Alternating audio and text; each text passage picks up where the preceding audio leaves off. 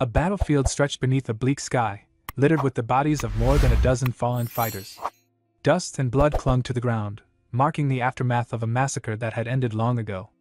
Amid the silence, a lone survivor moved calmly through the field, stepping past the corpses without hesitation. Sama Jian walked forward with steady composure, leaving behind the remnants of 100 wandering souls.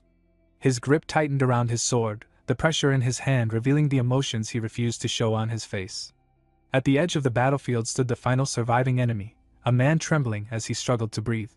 Sama Jian approached him without urgency, forcing the man's attention onto him. He identified the man as Byung-gak, a name that immediately triggered panic. Byung-gak demanded to know how he was recognized, anger mixing with fear. Sama Jian only observed him quietly before implying that Byung-gak had forgotten him, suggesting that many prisoners had passed through Gumho Fortress over the years. As Sama Jian advanced, he admitted that the long-awaited moment carried a bitter weight. The tension in Byung-gak's mind sharpened into alarm as he realized the attacker had been there before, likely a former prisoner. Desperation rose within him as he searched for an escape. Before any plan could form, Sama Jian vanished from his original position and reappeared instantly in front of him.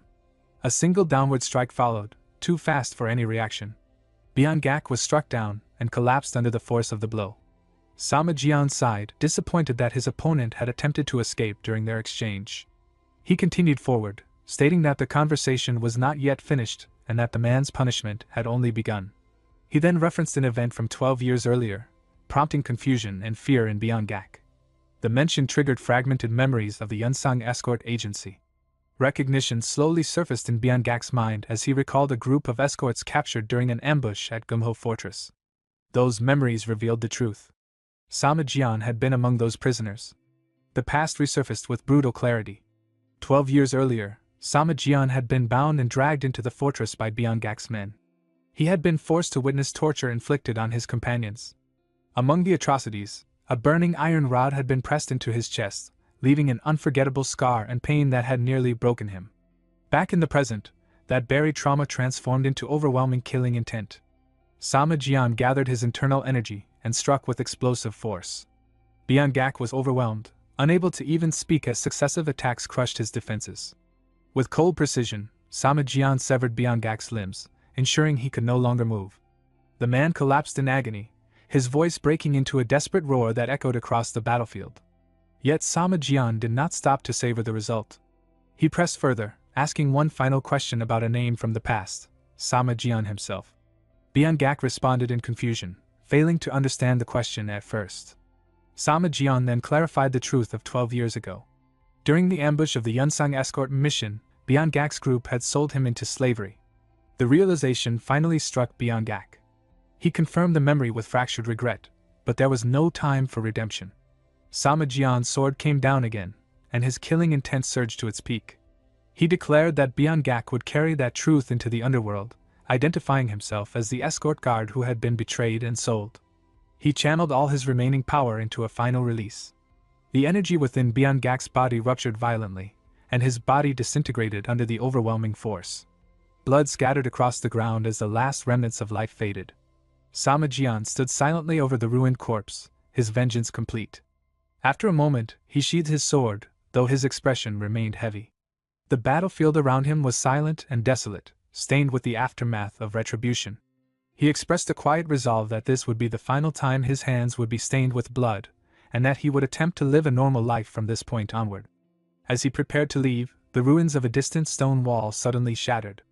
A subordinate emerged from the debris, rushing forward across the corpse-filled ground to report that all prisoners had been freed. Sama Jian acknowledged the report and praised the effort, while the subordinate observed the battlefield and commented on the completion of revenge. He questioned what would come next, referencing the enemies who had sold Sama Jian into slavery. The subordinate suggested that the remaining leader could still be hunted down later and asked whether they would return home. Sama Jian looked up at the sky above the blood-soaked land. After a brief silence, he confirmed that they would finally return home. Under the distant stars that had silently witnessed the path of violence and retribution, the demonic path's first sword marked the end of his bloody journey. Time passed. A bright morning replaced the battlefield's darkness. Sama Jian walked leisurely along a quiet road, his subordinate following behind him. The calm atmosphere contrasted sharply with the violence of the past. Without turning back, Sama Jian questioned whether his companion was certain about continuing to follow him. The subordinate replied that he had nowhere else to go and expressed curiosity about Sama Jian's hometown. Their conversation shifted to the subordinate's past, revealing that he had once trained within the demonic cult and escaped from it. The memory carried both relief and disbelief, as if even he could not fully accept his own survival. Sama Jian reflected briefly on that sentiment, acknowledging that even he struggled to believe the path that had led him here.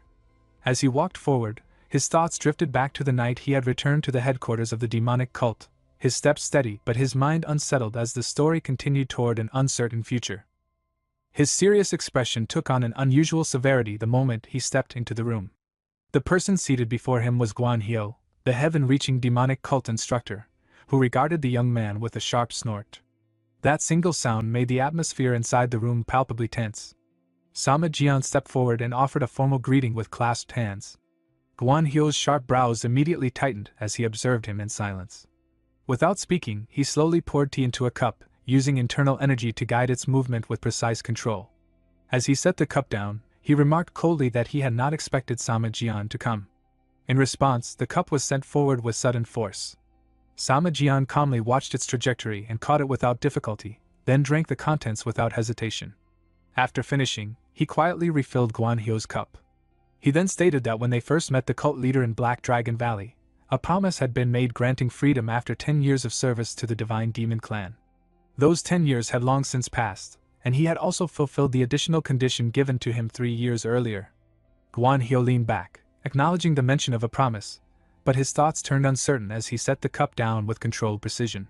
He reflected that although the demonic factions had been unified and the heaven-reaching demonic cult had been restored, matters were still far from ideal, and he appeared inclined to reconsider the agreement. Sensing this shift, Sama Jian asserted that the original condition had not been simple unification, but the elimination of the 10 supremes of the demonic path who had once controlled the factions, all of whom had now been brought to their knees before the cult leader. Guan Hyo acknowledged this truth in silence, and poured himself another drink. As he drank, he recalled the years of training in Black Dragon Valley, remembering how among all the children raised there, Sama Jian had always stood out.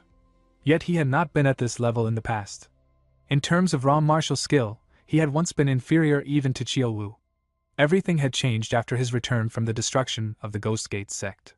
The murderous aura that once surrounded him had vanished completely, replaced by a fundamentally different presence, and his martial arts had advanced beyond imagination. Guan Hyo questioned inwardly what had truly happened to him during that time. At that moment, Sama Jian apologized. Guan Hyo abruptly slammed his empty cup onto the table and dismissed the apology as meaningless. He declared that Sama Jian had worked hard all these years, acknowledging that although his fate had been harsh, his contributions would not be forgotten, and he was permitted to leave. Having achieved what he came for, Sama Jian did not prolong the exchange. He expressed brief gratitude and turned to depart, offering a final remark of farewell. One of Guan Hyo's guards, angered by his demeanor, drew his sword and moved to strike, but Guan Hyo immediately restrained him with a calm command. Sama Jian remained still for a moment, as if assessing whether they would truly attack, before finally stepping out of the room. After he had left, Chiel-Wu appeared at the doorway and casually offered a light-hearted, irreverent farewell before departing as well. Sama Jian nervously recalled an unpleasant memory. He had completed missions that once seemed impossible and had finally gained his freedom, yet a lingering doubt remained within him. He wondered whether his family would even recognize the man he had become after spending more than a decade bathed in blood. His thoughts were suddenly interrupted by Chiel-Wu's loud voice. Chiel-Wu pointed ahead and spoke excitedly, asking if that was the guardian deity Sama Jian always mentioned, remarking on its enormous size. Sama Jian's gaze followed his gesture and landed on the massive tree. A rare emotion surfaced on his face as he looked at it. He identified it as the guardian spirit. His steps quickened as he moved toward it, his heartbeat growing louder in his chest. Memories resurfaced of how, every year, his parents and the village elders would come to offer their respects, while he and his siblings would climb the tree and play beneath it. As the familiar rustic scent of wood filled his senses, his voice trembled with emotion as he realized he had truly returned home. Sensing his reaction, Chiel-Wu spoke cheerfully, remarking that Sama Jian had once been like this, and that he had always imagined him as stone-faced even as a child. However, their moment was interrupted by an unfamiliar voice. A child called out to them, causing both men to turn in confusion and realize that 3 children had appeared behind them without notice. One of the children informed them that outsiders were not allowed to touch the tree. Sama Jian quickly adopted a friendly tone and replied that he was not an outsider, asking if they were from Peach Blossom Village. The child hesitated and asked if he knew their village. Sama Jian smiled faintly while looking at the great tree trunk and confirmed that he did. He explained that this was the guardian spirit of Peach Blossom Village and that he had lived there as a child. The children stared at him in disbelief as he continued, describing the village layout in detail, including a small pond to the north and a thatched roof house slightly to its left, which he identified as his home. When he claimed it as his own, one child shouted in anger that he was lying. The accusation caused Sama Jian to freeze in place. He demanded to know what she meant.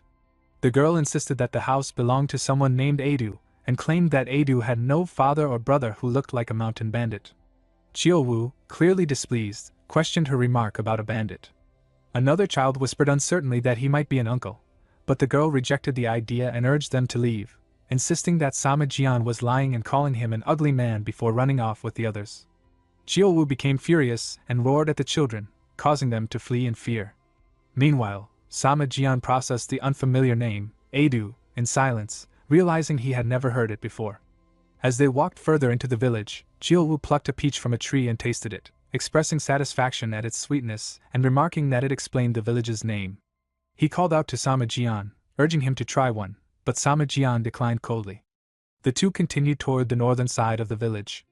Soon, they arrived at a thatched roof house beside a small pond. The sight stirred deep emotion within Sama Jian as memories resurfaced. He murmured in quiet disbelief that the house remained exactly as he remembered, even in his dreams. Chiou-Wu approached and asked if this was the place. Sama Jian confirmed it with quiet excitement. Just as he was about to step forward, a suspicious voice called out demanding to know who they were. Sama Jian turned and saw an elderly man watching them warily, surrounded by villagers armed with hoes, sickles, and clubs. It became clear that the children had reported them. The old man stepped forward and questioned their presence, stating that the house belonged to Adu and asking what business they had there. Sama Jian grew increasingly confused and denied the claim, insisting that it was the home of the Sama family, which had belonged to his ancestors for generations. The old man asked who he was. At that moment, Sama Jian paused and suddenly recognized him, asking if he was Mr. Zhang from the village chief's household. Zhang was shocked that the stranger knew his name and confirmed it cautiously, asking who he was. Sama Jian stepped forward, grabbed his hand, and his eyes brightened with emotion as he declared that he was Sama Jian, the boy who had once lived in that very house. Zhang was stunned at first, momentarily unable to place the name. Sama Jian, who was that? Then, an old image surfaced in his mind. Sama Jian, could it be that child from back then? Sama Jian could not hide his delight, and confirmed that it was indeed him. Zhang's shock deepened as he muttered in disbelief. To convince him further, Sama Jian gently pushed his hair back, revealing a faint scar on his forehead. He pointed it out, and asked if Zhang remembered it, the scar he had received when Wook struck him with a stone after losing a fight. At that moment, emotion overwhelmed the old man. He recognized it immediately, and confirmed it with a trembling voice. Tears streamed down Zhang's aged face as he rushed forward and embraced him tightly. He demanded to know where the boy had been all these years and why he had only returned now, asking what had happened to him. Sama Jian did not respond with words. He simply accepted the embrace in silence, his expression conveying that the story was too long to explain in a single moment. After the emotional reunion, both of them gradually composed themselves and moved inside the house. That night, inside the home, Zhang poured tea for his guest and spoke gently. He asked about what had happened 12 years ago, recalling how Sama Jian had insisted on joining the escort agency and then disappeared. Sama Jian lowered his head, quietly blaming himself. He remembered how Zhang had tried repeatedly to stop him, warning him that working as a guard for the Silver Castle agency was dangerous. Zhang, now understanding that Sama Jian must have endured great hardship, spoke with sympathy. He recalled how the boy had been forced to take on the responsibility of the eldest son at a young age, making him stubborn and determined. He had once believed Sama Jian had died, and now asked how he had survived all those years. Sama Jian lowered his gaze, and memories of his past surfaced. For him, those years had been defined entirely by battle. Images of fierce duels flashed through his mind, the decisive confrontation with the first powerhouse of the demonic path, and the final stages of a battle against the heavenly sword demon. The sword demon had already been cornered, yet Sama Jian stood before him, seemingly uninjured. That sight had filled his opponent with both rage and excitement. The sword demon spoke bitterly of how it had been 300 years since the fall of the heavenly demon, and how the demonic path had been shattered. He mocked the so-called divine demon cult that claimed it would reunify the fractured demonic world, yet admitted that the rumors had proven true, that all of the 10 great demonic powers had been defeated by an ordinary-looking force, leaving only him. Sama Jian did not prolong the exchange and stated plainly that the sword demon was the last one. Once he was eliminated, he would finally be free. The sword demon's blood boiled at those words. With a fierce grin, he challenged Sama Jian to try, declaring that if he succeeded, he would become the strongest in the demonic cult, the first sword of the demonic path. Without delay, he unleashed a powerful strike to demonstrate his pride. However, the difference in strength was absolute. Sama Jian countered with a single swing of his sword, releasing a beautiful vortex of energy that sent the sword demon flying. The sword demon struggled to rise, but his strength had completely left him. He could only kneel, defeated. The outcome was undeniable. The pride and glory of his entire life came to an end in that moment. With a final breath, the sword demon admitted he had never expected such overwhelming power before collapsing lifelessly. He became nothing more than another forgotten name in the flow of history. Only then did Sama Jian exhale slowly in relief.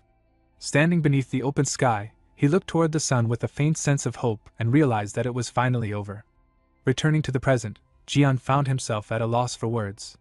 He considered that even if he told the truth, it was unlikely to be believed. With that thought, he gave a vague explanation, stating that he had been sold to a mercenary group and had wandered for years before finally finding a way back. Jiang did not press for further details and instead offered quiet sympathy, acknowledging that he must have endured great hardship. Jian quickly shifted the topic and asked about his family's whereabouts. Jiang hesitated slightly before answering that Jian's siblings had moved to Sohung. Surprised, Jian repeated the name, and Jiang confirmed it, explaining gently that it had been 6 years since the move. After Jian's disappearance, they had tried to endure, but eventually had no choice but to relocate. The next morning, Jian set out once again. He and Chiaowu bid farewell to the village and departed quickly. However, the joy of returning home had already begun to fade, leaving behind a hollow ache within him. Jiang's words from the previous night continued to echo in his mind. His mother had passed away the year before. Jian climbed a quiet hill alone and sat on a large rock. Overwhelmed by emotion, he broke down in tears. He mourned his mother, missed his younger siblings, and blamed himself for everything he believed he had failed to protect. Trembling under the weight of his grief, he questioned how such an unfilial son could ever ask for forgiveness. After some time, he forced himself to regain composure. Later, upon reaching Sohung, he discovered a dilapidated old house. The sight only deepened his sorrow. Chiaowu attempted to lighten the mood by teasing him, questioning whether he was afraid, and remarking that it was unusual to see him like this after having once walked calmly through enemy territory. Jian dismissed the comparison, stating that this situation was different. Chiaowu shrugged and urged him to simply go inside, insisting there was nothing to fear. Jian hesitated, admitting that it was not so simple. He felt he did not have the right to face them after all this time, especially considering how much they must have suffered while living in such conditions. Chiaowu dismissed his concerns, suggesting they could simply buy a new house and encouraging him to act now that he had returned. After a moment of silence, Jian accepted the encouragement. He resolved inwardly that he would never leave his family again. With renewed determination, he stepped forward and raised his hand to knock. He called out, asking if anyone was home, but his movement stopped abruptly. Standing before him was a girl. At the sight of her face, Jian froze in shock. Though she had grown into a young woman, her features still faintly resembled the little girl he once carried on his back. His expression tightened with disbelief as he stepped forward, trying to confirm what he was seeing.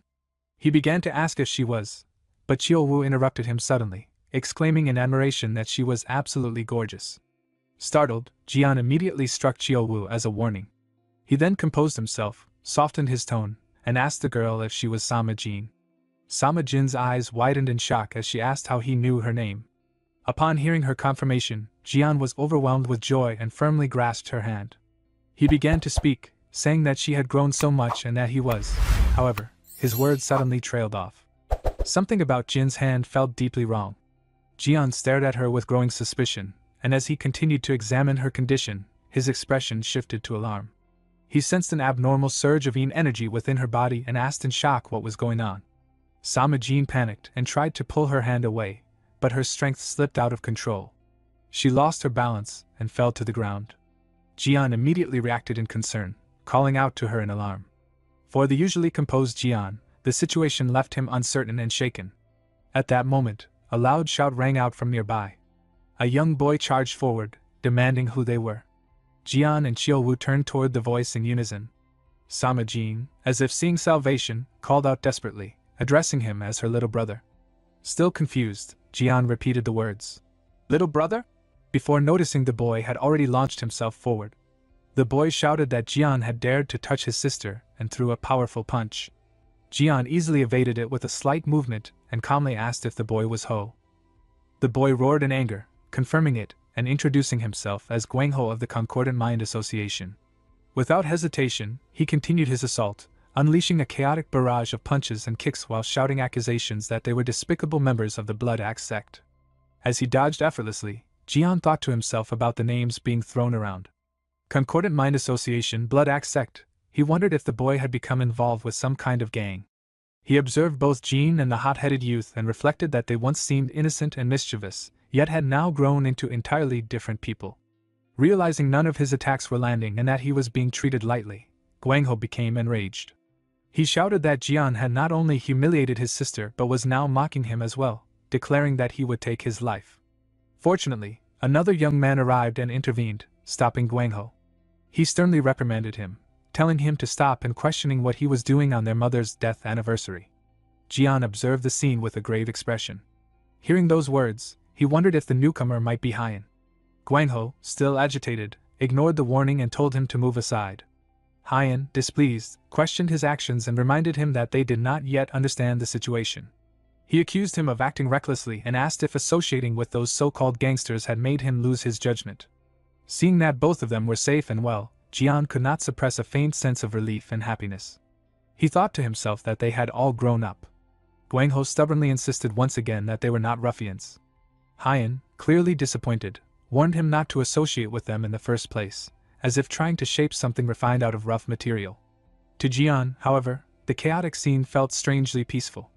He thought that as long as they were safe, nothing else mattered. At that moment, Guangho noticed Jian lowering his guard and seized the opportunity to strike. However, his blade was instantly stopped by Qiuwu's bare hand. With overwhelming strength, Qiuwu crushed it effortlessly as though it were made of soft clay. Guangho's face turned pale as he called him a monster. Qiuwu's competitive spirit flared, and he proudly declared himself the great Jumgang Yacha. Guangho, still furious, shouted that he did not care who they were and accused them of trying to steal from his family, calling them shameless intruders. This time, Qiuwu was truly provoked. He demanded to know what Guangho meant, angrily rejecting the accusation and asking if he looked like a thief. Jian calmly stopped Qiuwu from escalating the fight. He then approached the three siblings and hesitantly tried to introduce himself, but before he could finish, Guangho shouted in alarm, identifying the approaching group as the Blood Axe sect. Jian turned his gaze toward the disturbance with mild irritation. A group of menacing men was swaggering toward them. The leader glanced at his subordinate and asked who the unfamiliar figures were, then, without waiting for an answer, raised his chin and spoke in a condescending tone, demanding who they were and what they were doing there. Without hesitation, the leader stepped forward, grabbed Jian by the collar, and roared for him to answer properly. Another Blood Axe member approached Qiuwu, sizing him up with disdain and asking what such a massive man was doing there. Guangho, witnessing this, burned with rage. He pointed at them and shouted that this was Concordant Mind Association territory and demanded to know why the Blood Axe sect had come. Jian narrowed his eyes as he observed them. So it really is the Blood Axe sect, he thought. At that moment, the group leader smirked and declared arrogantly that they were taking over the area, then specifically addressed Guangho by name. Hearing this, Guangho's expression darkened. Grinding his teeth, he muttered that one troublemaker had not been enough and now they were seeking an all-out fight. He released Jian's shoulder, stepped forward without hesitation, and prepared to confront them directly. The leader walked forward with an arrogant swagger, saying that everything would end peacefully if they cooperated. In that instant, Jian's sword was drawn from its sheath. With a single fluid motion, he struck. The attack was instantaneous and precise, and the Blood Axe leader collapsed, killed in a single blow. For a brief moment, chaos spread among the Blood Axe members. They looked around in shock and suspicion, one of them exclaiming in disbelief, demanding who had done it and how it was possible. Jian used sound transmission to speak to Qiuwu, instructing him to handle the rest. He signaled him calmly, telling him to eliminate the remaining enemies. Chiyo-woo raised an eyebrow, his expression confident and unbothered. He replied that it would be taken care of. Without hesitation, the remaining Blood Axe sect members charged forward with their blades aimed at him. Chiyo-woo moved to meet them head-on. With a faint, confident expression, he advanced and unleashed his fists, quickly overwhelming and striking down the attackers one after another. When it was over, Chiyo-woo looked at the fallen bodies and sneered in contempt, calling them useless small fry. Then, scratching his head awkwardly, he muttered that he might have been a bit too rough. The three siblings, Jin, Gwangho, and Hyan, stood frozen in place, mouths agape in shock. They struggled to comprehend what had just happened, realizing that an entire group had been wiped out in an instant. Chiyo-woo pointed at the defeated enemies at his feet and smirked, asking if they still thought he was on their side. Jian looked flustered, unsure how to respond. He then stepped forward again, trying to calm them. He insisted that they were not thieves and addressed Jin, Gwangho, and Hyan directly, asking if they did not recognize him. As he spoke, he pulled his hair back to reveal the scar once more. Gwangho gasped in shock. Staring at it, he asked in disbelief if it was truly him, his older brother. Jian smiled softly and confirmed that he had returned. Hyan immediately rushed forward and embraced him tightly, burying his face against his shoulder as he broke down in tears. Jian held him and spoke gently, apologizing for being late and asking if he had kept them waiting too long. Gwangho was stunned, his eyes widening in disbelief as he asked what had happened and where Jian had been all this time. Jian let out a quiet sigh and replied that he would explain everything later, as it was a long story. From inside the house, smoke rose from the kitchen chimney while Chiyo-woo's hearty voice echoed nearby. He spoke cheerfully, saying he liked Gwangho's personality and that there were a few people like him among their subordinates, referring to Jian as boss. Gwangho frowned and narrowed his eyes in curiosity, asking why Chiyo-woo kept calling Jian boss. Chiyo-woo crossed his arms and explained that when he was younger, he had once picked fights with Jian and been beaten badly, and that Jian had even saved his life a couple of times afterward. Gwangho reacted with excitement, asking if that was really true. Jian immediately used sound transmission to warn Chiyo-woo not to speak nonsense. Chiyo-woo forced a smile and corrected himself, saying he was only joking and that Jian simply disliked being called brother. Jian then calmly stated the same, deflecting the topic, and asked how they had been living all these years. Hyan calmly replied while eating that he was working as an escort at the Pearl Sea Escort Agency. Jian's eyes narrowed thoughtfully as he repeated the words, asking if it was an escort agency. Hyan added that Jian must not have heard about it from Mr. Jang, and explained that he was currently learning the trade under the general manager with Yuck. Jian frowned and muttered that he had expected their mother would have been against such work. Hyan nodded and confirmed that she had been even more strongly opposed than expected. Gwangho, sitting nearby and chewing his food, remarked bluntly that Jian had disappeared while working as an escort and that he had been wrong to choose that path from the beginning. Hyan immediately snapped back, his face turning red with anger, calling Gwangho a wandering bum and questioning his right to speak. Gwangho remained unfazed and replied that at least he earned more than Hyan. Hyan's expression darkened further as he accused Gwangho of making money by bullying the weak and said he did not need such money. Unable to hold back his anger any longer, Gwangho shouted that they never bullied anyone and that Hyan was speaking without understanding. At that moment, Samajin slammed a plate onto the table and shouted for them to stop, saying that Jian had only just returned after 12 years and that they were still arguing. Her expression suddenly changed, and she abruptly suffered a nosebleed. Panicked, Samajin tried to pinch her nose shut while trembling. Everyone froze in shock. Jian rushed over immediately, his expression tightening as he examined her condition. He realized something critical, that the yin energy in her body was far too strong. Gwangho stood up in alarm and asked how Jian knew that. Jian turned and asked whether they had taken her to a clinic for examination and what the doctors had said. Hyan explained that they had visited the most renowned clinics in the region, but none had been able to determine the cause. Even the most reliable physician had given the same assessment Jian had just made, which was why her hands and feet were constantly cold and her skin remained pale. Jean calmly reassured them, saying that she was fine and that she could still endure it. Without saying anything further, she quietly opened the door and stepped outside, leaving the others in stunned silence. After the door closed, Hyan lowered his head and explained that they had moved to Sohung because the doctor who might be able to help her was there.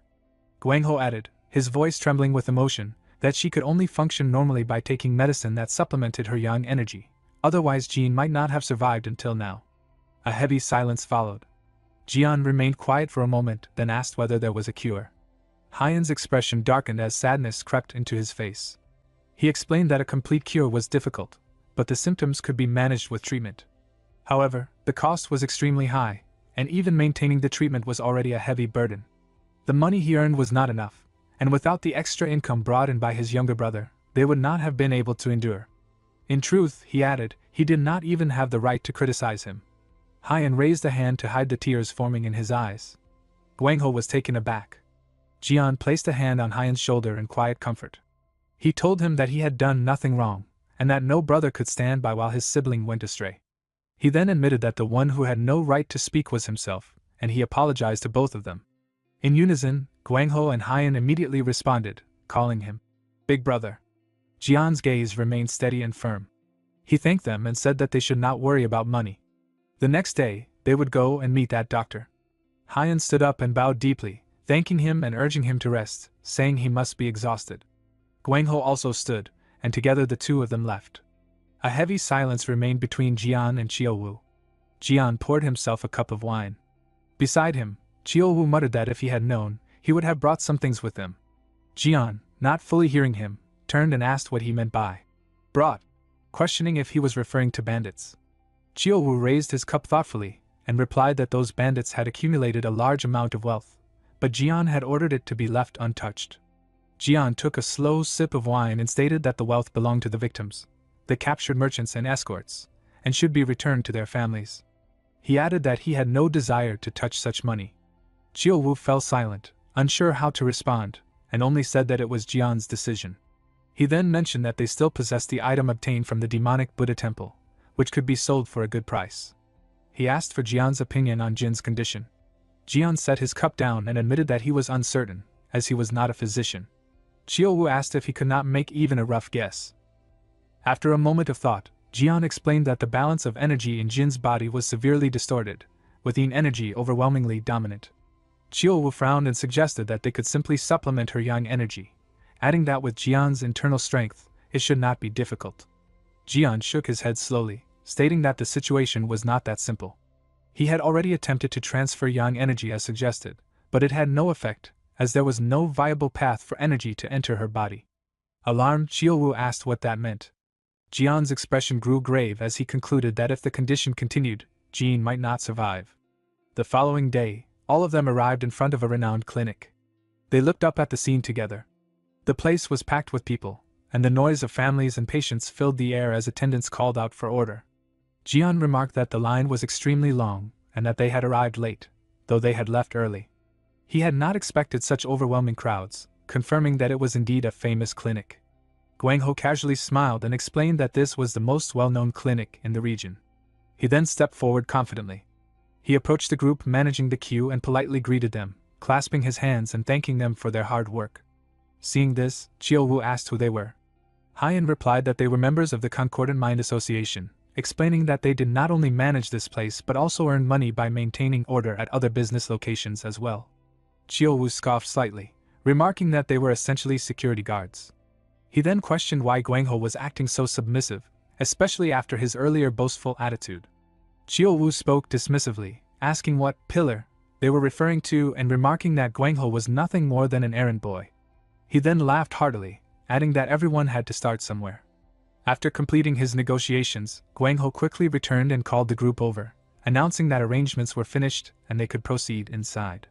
Qiuwu smiled with satisfaction and leaned toward Jian, quietly commenting that Guangho was more capable than he appeared. The group moved further into the clinic. The deeper they went, the more crowded it became. Jian observed aloud that not only were there many patients, but there were also a large number of physicians. Hyan, walking beside him, explained that in his experience as an escort, he had never seen a place as large as this, not even in Sohung or surrounding regions. When he first arrived, there had only been one guard and one physician, a man named Sosoma, but due to his abilities, the clinic had expanded rapidly within just a few years. Jian quietly repeated the name. Sosoma. Qiuwu confidently added that the physician was certainly not a fraud. Although Jian acknowledged this, he could not suppress his lingering concern. He wondered why such a skilled physician had been unable to diagnose Sama Jin's illness. At that moment, Guangho entered ahead of them and greeted the staff enthusiastically. The physician responded, noting that it was not yet time for a follow-up visit and asking why they had come. Guangho directly stated that they had a matter to discuss and requested an audience. The physician nodded and instructed them to wait inside while he summoned his master. Inside, injured patients were visible throughout the area. As Jean settled into a room, a voice came from outside announcing the physician's arrival. Shortly after, the physician entered with an apologetic expression, saying he had been surprised to learn of their visit. He added that the previous medicine was still effective and had worried her condition might have worsened. After examining Jin's face closely, he concluded with relief that it did not appear to be the case. Guangho quickly clarified that they were not there for a routine visit. He explained that Jian had insisted on meeting the physician, which was why they had come in haste. Jian stepped forward respectfully, clasping his hands and introducing himself as Sama Jian. The physician returned the greeting and introduced himself as Huang Zhong. He added that although he had been treating the patient's family for years, he had only just learned that she had an older brother. Observing him, Jian silently assessed that the physician gave a good impression and appeared genuinely humble. He also noted with mild surprise that the man seemed to be a physician who also practiced martial arts. Chiu Wu appeared to share the same impression, remarking that the physician was quite impressive. Through sound transmission, Jian quietly confirmed to Chiu Wu that the man possessed real ability. Jian explained to the physician that he had been away for a long time and had only recently learned of Jin's serious illness. Upon hearing that the physician was directly treating his younger sister, he had come immediately to seek him out. Physician Huang Zhong responded politely, stating that while it was not a complete cure, they were welcome to seek help. He then checked Jin's pulse and conducted a thorough re-examination. The room fell into complete silence as everyone watched intently. After a moment, the physician spoke with a sorrowful expression, admitting that Jin's condition had always troubled him and that he regretted his limitations as a healer. Haiyan quickly tried to comfort him, saying he should not blame himself, and that Jin was still alive thanks to his care. Without him, she might not have survived until now. The physician thanked him for his understanding but explained that he could only slow the progression of the illness and prevent the worst outcome. Jian fell into deep thought, repeating the phrase silently in his mind, the worst outcome being Jin's life itself. He then asked whether stronger medicine would improve her condition. The physician explained that the current treatment did have some effect, and that stronger medicine would likely yield better results. He elaborated that they were currently using herbs that strengthened yang energy to counteract Jin's overwhelming yin energy, with fire spirit herb as the main ingredient. A stronger variant could increase effectiveness. However, he added with resignation that the most powerful form, the 1000-year fire spirit herb, was extremely rare and nearly impossible to obtain. He also mentioned Gongqing petroleum as another possibility. Jian asked whether such medicine was available in the clinic. The physician waved his hand and stated that such spiritual medicines were not stocked there and were dangerous to handle. Both Jian and Chiu Wu silently came to the same conclusion, that such rare spiritual medicines were sought after even by martial artists. After a moment of silence, Jian asked where he could find them. The physician did not answer directly. Instead, he asked whether they had ever heard of the Suryong merchant group. Haiyan, standing beside them, responded that he had some knowledge of it and asked if he meant the merchant group based in Hangzhou. The physician confirmed it, explaining that it was one of the largest merchant groups in the Central Plains. He then stated that not long ago, the chairman's son had fallen seriously ill with malaria, prompting an urgent request for him to treat the boy. During that time, the chairman had mentioned possessing a medicine capable of curing the illness, and upon seeing it, the physician had been greatly surprised. Jian frowned and asked whether the medicine had been used. The physician immediately denied it, stating that if Gongqing petroleum had been used to treat malaria, he would have been ridiculed as a physician throughout the world. When he refused its use, the guild master had even responded half-jokingly. Jian fell silent for a moment, and then asked how much it cost. With a somewhat self-deprecating tone, the physician stated that it was priced at 300 taels of gold, as the chairman intended to sell it for that amount. Upon hearing this, Guangho and Haiyan were left speechless in shock. Sama Jin let out a disappointed sigh. Haiyan, still stunned, remarked that a single tael of gold was already enough to cover half a year's worth of medical expenses for them. Chiu Wu muttered that the seller probably did not offer credit. Jian immediately confirmed that such a thing would not be possible. Chiu Wu then frowned and suggested that their current resources were insignificant, but if they sold that item, it might be enough. Curious, Guangho and Haiyan asked what he meant. Jian used sound transmission to warn Chiu Wu not to bring up the demonic Buddha matter again. Chiolwu quickly clarified that he had obtained an item during a mercenary assignment at Mount Mandiak, initially thinking it was just a glowing stone, but later learning it was extremely valuable and could be sold for a high price. Jian added that when the appraiser evaluated it, its value had nearly reached 400 taels, shocking them at the time. Once again, Guangho and Haiyan gasped in disbelief. Sama Jin, as if seeing a glimmer of hope, called out tearfully to Jian. Jian gently placed a hand on her shoulder and reassured her that he would find a way to save her. He then turned back to the physician and declared that he would purchase the Gongqing petroleum and asked him to arrange a meeting. The physician readily agreed and promised to contact the merchant group immediately. Sometime later, the scene shifted to Hangzhou. Under clear skies, a vast and magnificent mansion stood before them, its interior even more splendid than its exterior. Inside, the chairman of the Suryong merchant group spoke coldly, declaring that he would not sell. Jian, taken aback, asked him to repeat what he had just said. The chairman reiterated firmly that he was not selling the azure pure stone oil. With a confident expression, he added whether they understood his position. Jian remained silent for a long moment before asking the reason. The chairman looked down at the emerald-colored object before him, his expression darkening with displeasure, and stated that it was not enough. Jian's eyebrows lifted slightly as anger quietly rose within him. He forced himself to stay calm and responded firmly, suggesting that if the chairman believed it was a fake, he could have it reappraised by someone more capable. The chairman dismissed that immediately. That was not the issue. As the head of the Suryong merchant group, he claimed to have a discerning eye. Lowering his voice, he confirmed that the item was indeed a night globe pearl, and a high-grade one at that. Jian grew even more confused and asked why, in that case, the deal was being refused. The chairman looked at Jian with a resentful expression. Though visibly irritated, he suddenly burst into loud laughter, seemingly to ease the tension. He explained that the physician had likely mentioned his earlier remark about selling it for 300 taels, but that had been nothing more than a joke. In truth, they had no intention of selling it at all. His expression then turned serious again as he asked whether Jian understood why the item had been taken out in the first place. Jian answered directly, stating that it had been due to the chairman's son contracting malaria and its intended use as treatment. The chairman confirmed this without hesitation, adding that his son had contracted the chronic form of malaria, the most severe and difficult type to treat. That was precisely why he had brought out the medicine. He further explained that azure pure stone oil was regarded as a spiritual medicine capable of bringing the dead back to life, and that finding it was as difficult as plucking stars from the sky. Chiolwu, who had been listening silently, became visibly tense upon hearing this.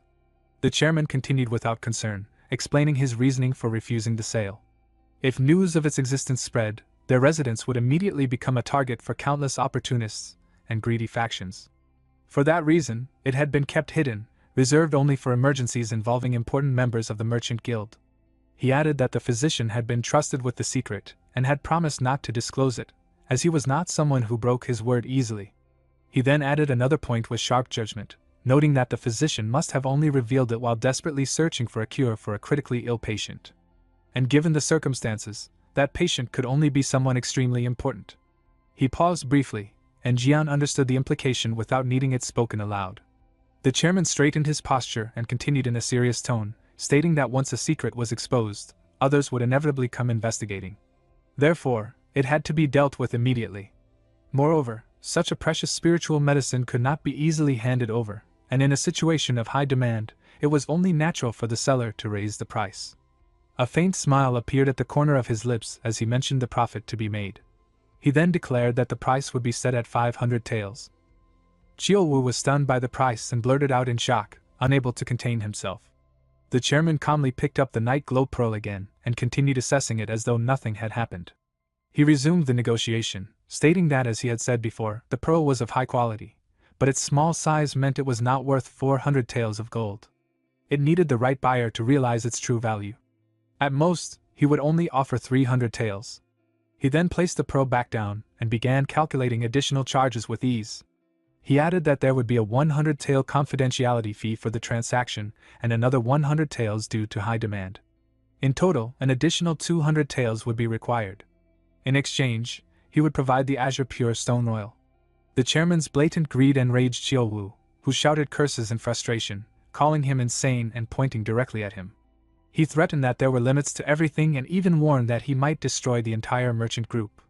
Jian immediately stopped him and scolded him for always acting impulsively, and causing trouble. He then turned to the matter at hand and asked how much money they currently had. Chiyo-woo answered honestly that they had brought about 120 taels when they left, with some additional funds beyond that.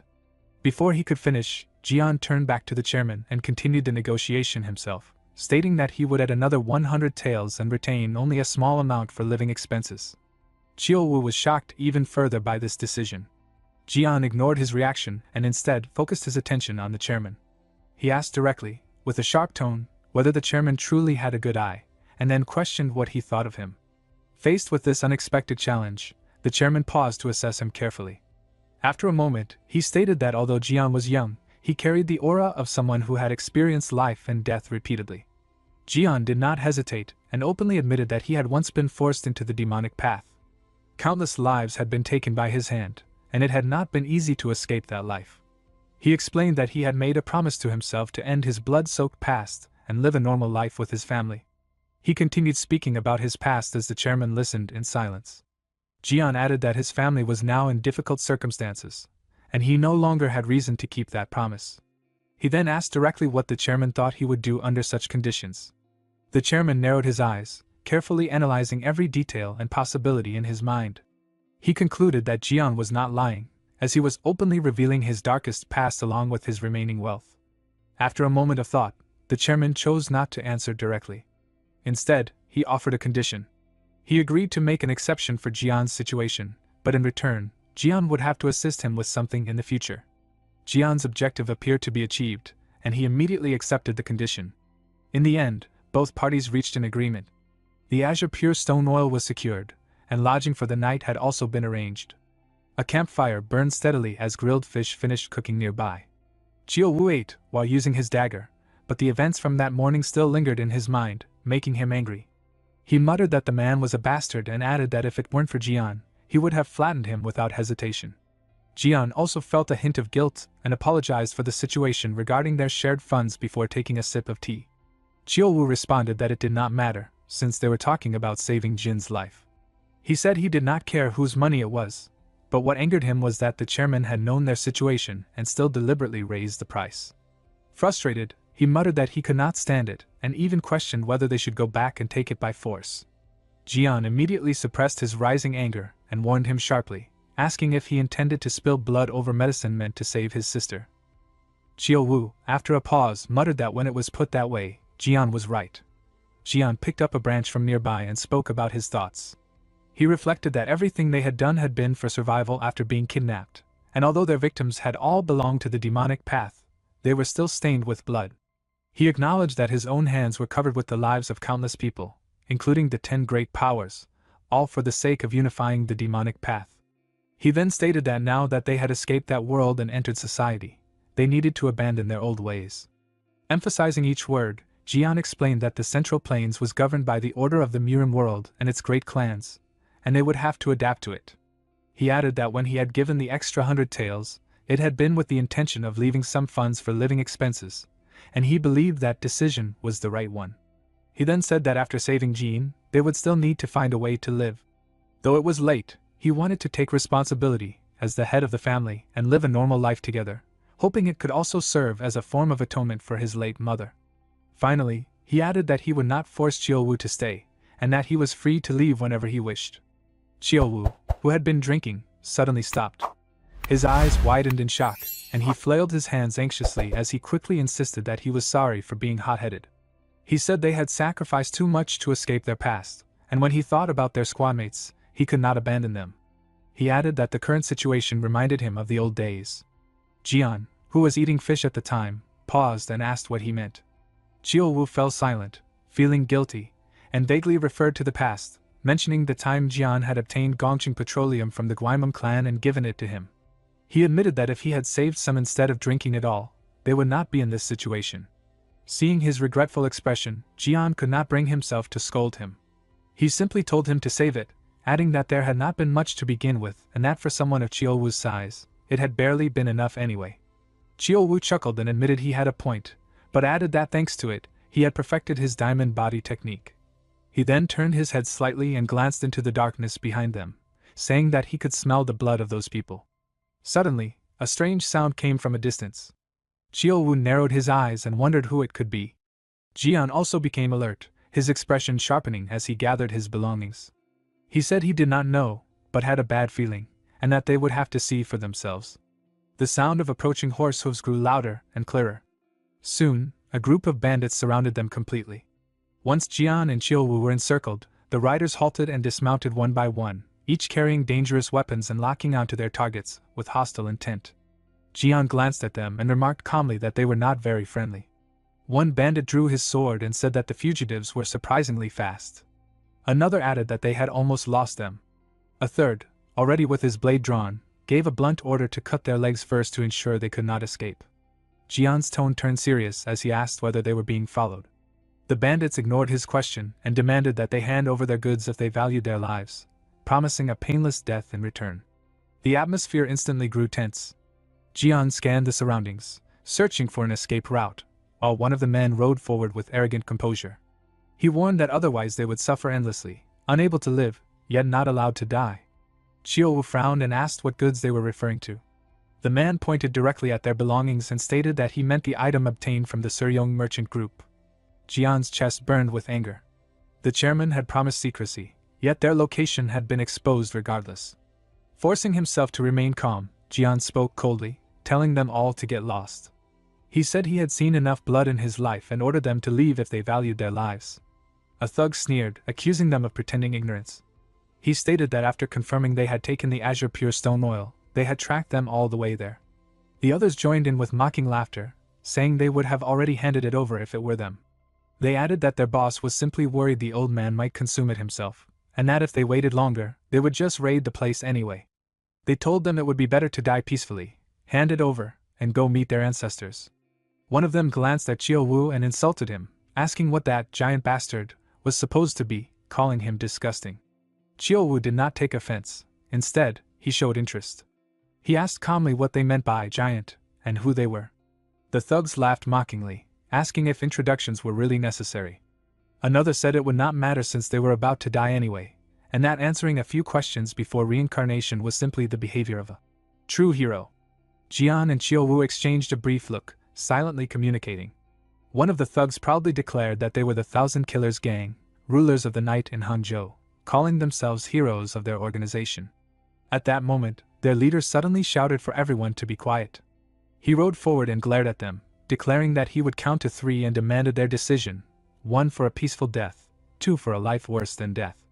Chiyo-woo's expression twisted in disgust as he muttered that perhaps he should send them off first instead. The leader's face contorted in rage, veins bulging as he shouted whether they were daring to mock him. He immediately ordered his subordinates to act. They responded in unison. With a cold smile, he commanded them to show the enemies the taste of hell. The entire group raised their weapons toward Jian and Chiyo-woo. Chiyo-woo remained calm and turned slightly, asking if it was really necessary to risk their lives over a promise. Jian's eyes hardened with killing intent as he replied that there was no other choice, adding that he had already warned them. Chiyo-woo prepared for the fight while commenting on the smell of blood and the killing intent around them, noting that the opponents had taken quite a few lives. The leader, enraged, ordered his men to tear out the insolent brute's tongues. In response, 3 of the goons drew their swords and charged at Chiyo-woo with full force.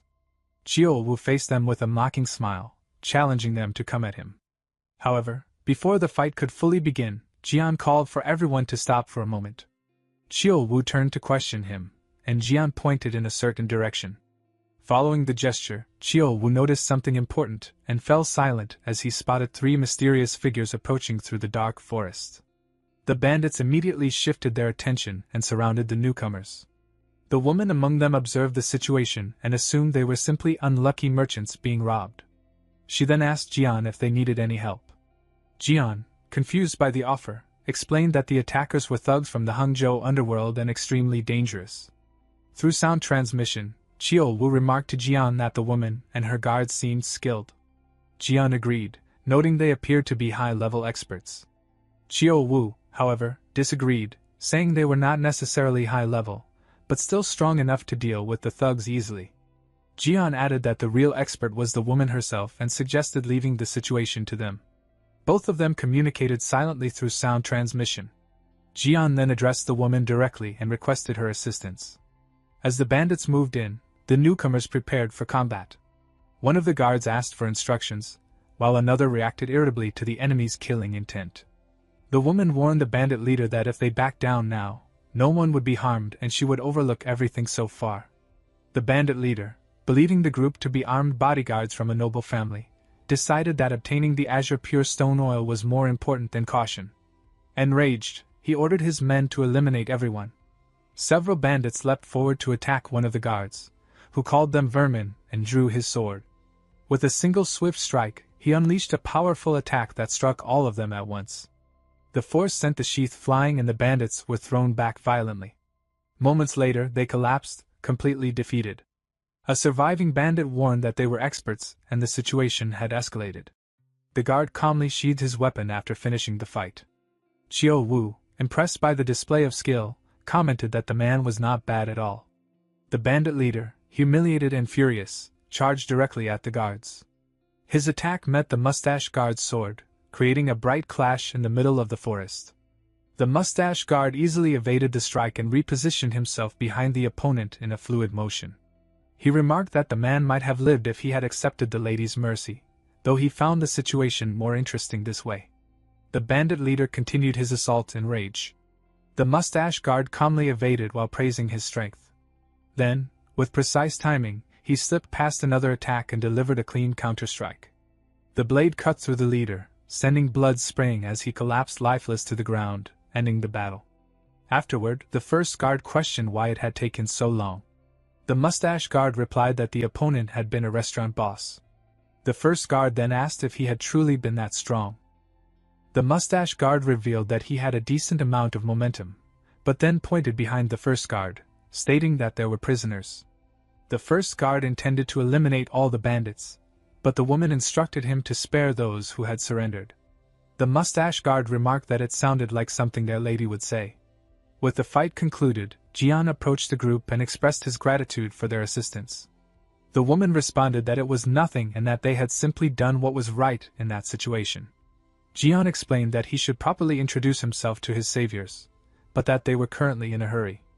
The woman then told him to proceed ahead, as they would handle the remaining bandits. Jian bowed respectfully in thanks and turned to leave. After walking a few steps, he stopped, turned back, and introduced himself as Sama Jian, stating that if the opportunity ever arose, he would repay this debt of gratitude. Chiao Wu commented that repaying this debt of gratitude sounded overly dramatic and a bit cringe.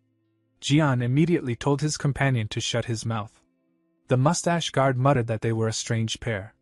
The first guard complained that the two had been rude and that, regardless of urgency, they should have cleaned up the mess they caused before leaving. The woman defended them, stating that they had asked for understanding and that she had agreed to their departure. Suddenly, her expression changed as if she had realized something important. Noticing this, the guards asked in alarm what had happened. The woman then explained that the two men had not shown the slightest fear during the entire incident. She repeated the observation, leaving her companions confused. She clarified that even while surrounded by blood and death, they had not flinched once. Their indifference made it seem as though they were merely spectators watching a scene unrelated to them. Sometime later, Jian returned to physician Huang Zhang's clinic. He entered a room filled with medicinal supplies while carrying the rare item. Shortly after, physician Huang Zhang rushed into the room and anxiously asked whether he had obtained it. Jian confirmed that he had and carefully began unwrapping the package. The physician expressed regret for not accompanying him, but Jian reassured him not to worry, stating that simply being told how to obtain the azure pure stone oil had been more than enough. Huang Zhang thanked him for understanding and asked about the younger brother who had accompanied him. Jian explained that he had sent him to retrieve his sister and that he should arrive soon. Huang Zhang reacted slightly awkwardly to this and appeared somewhat uneasy. Noticing the shift in mood, Jian inferred that they might have interrupted some urgent matter concerning the physician. Jian apologized and explained that he had been in a rush because he believed it would be best to begin treatment immediately now that the medicine had been obtained. He added that they would return whenever it was convenient for the physician. The physician replied that Jian had misunderstood him. It was not a matter of lacking time or inconvenience. He explained that there had been another reason he could not accompany them to the Suryong merchant group.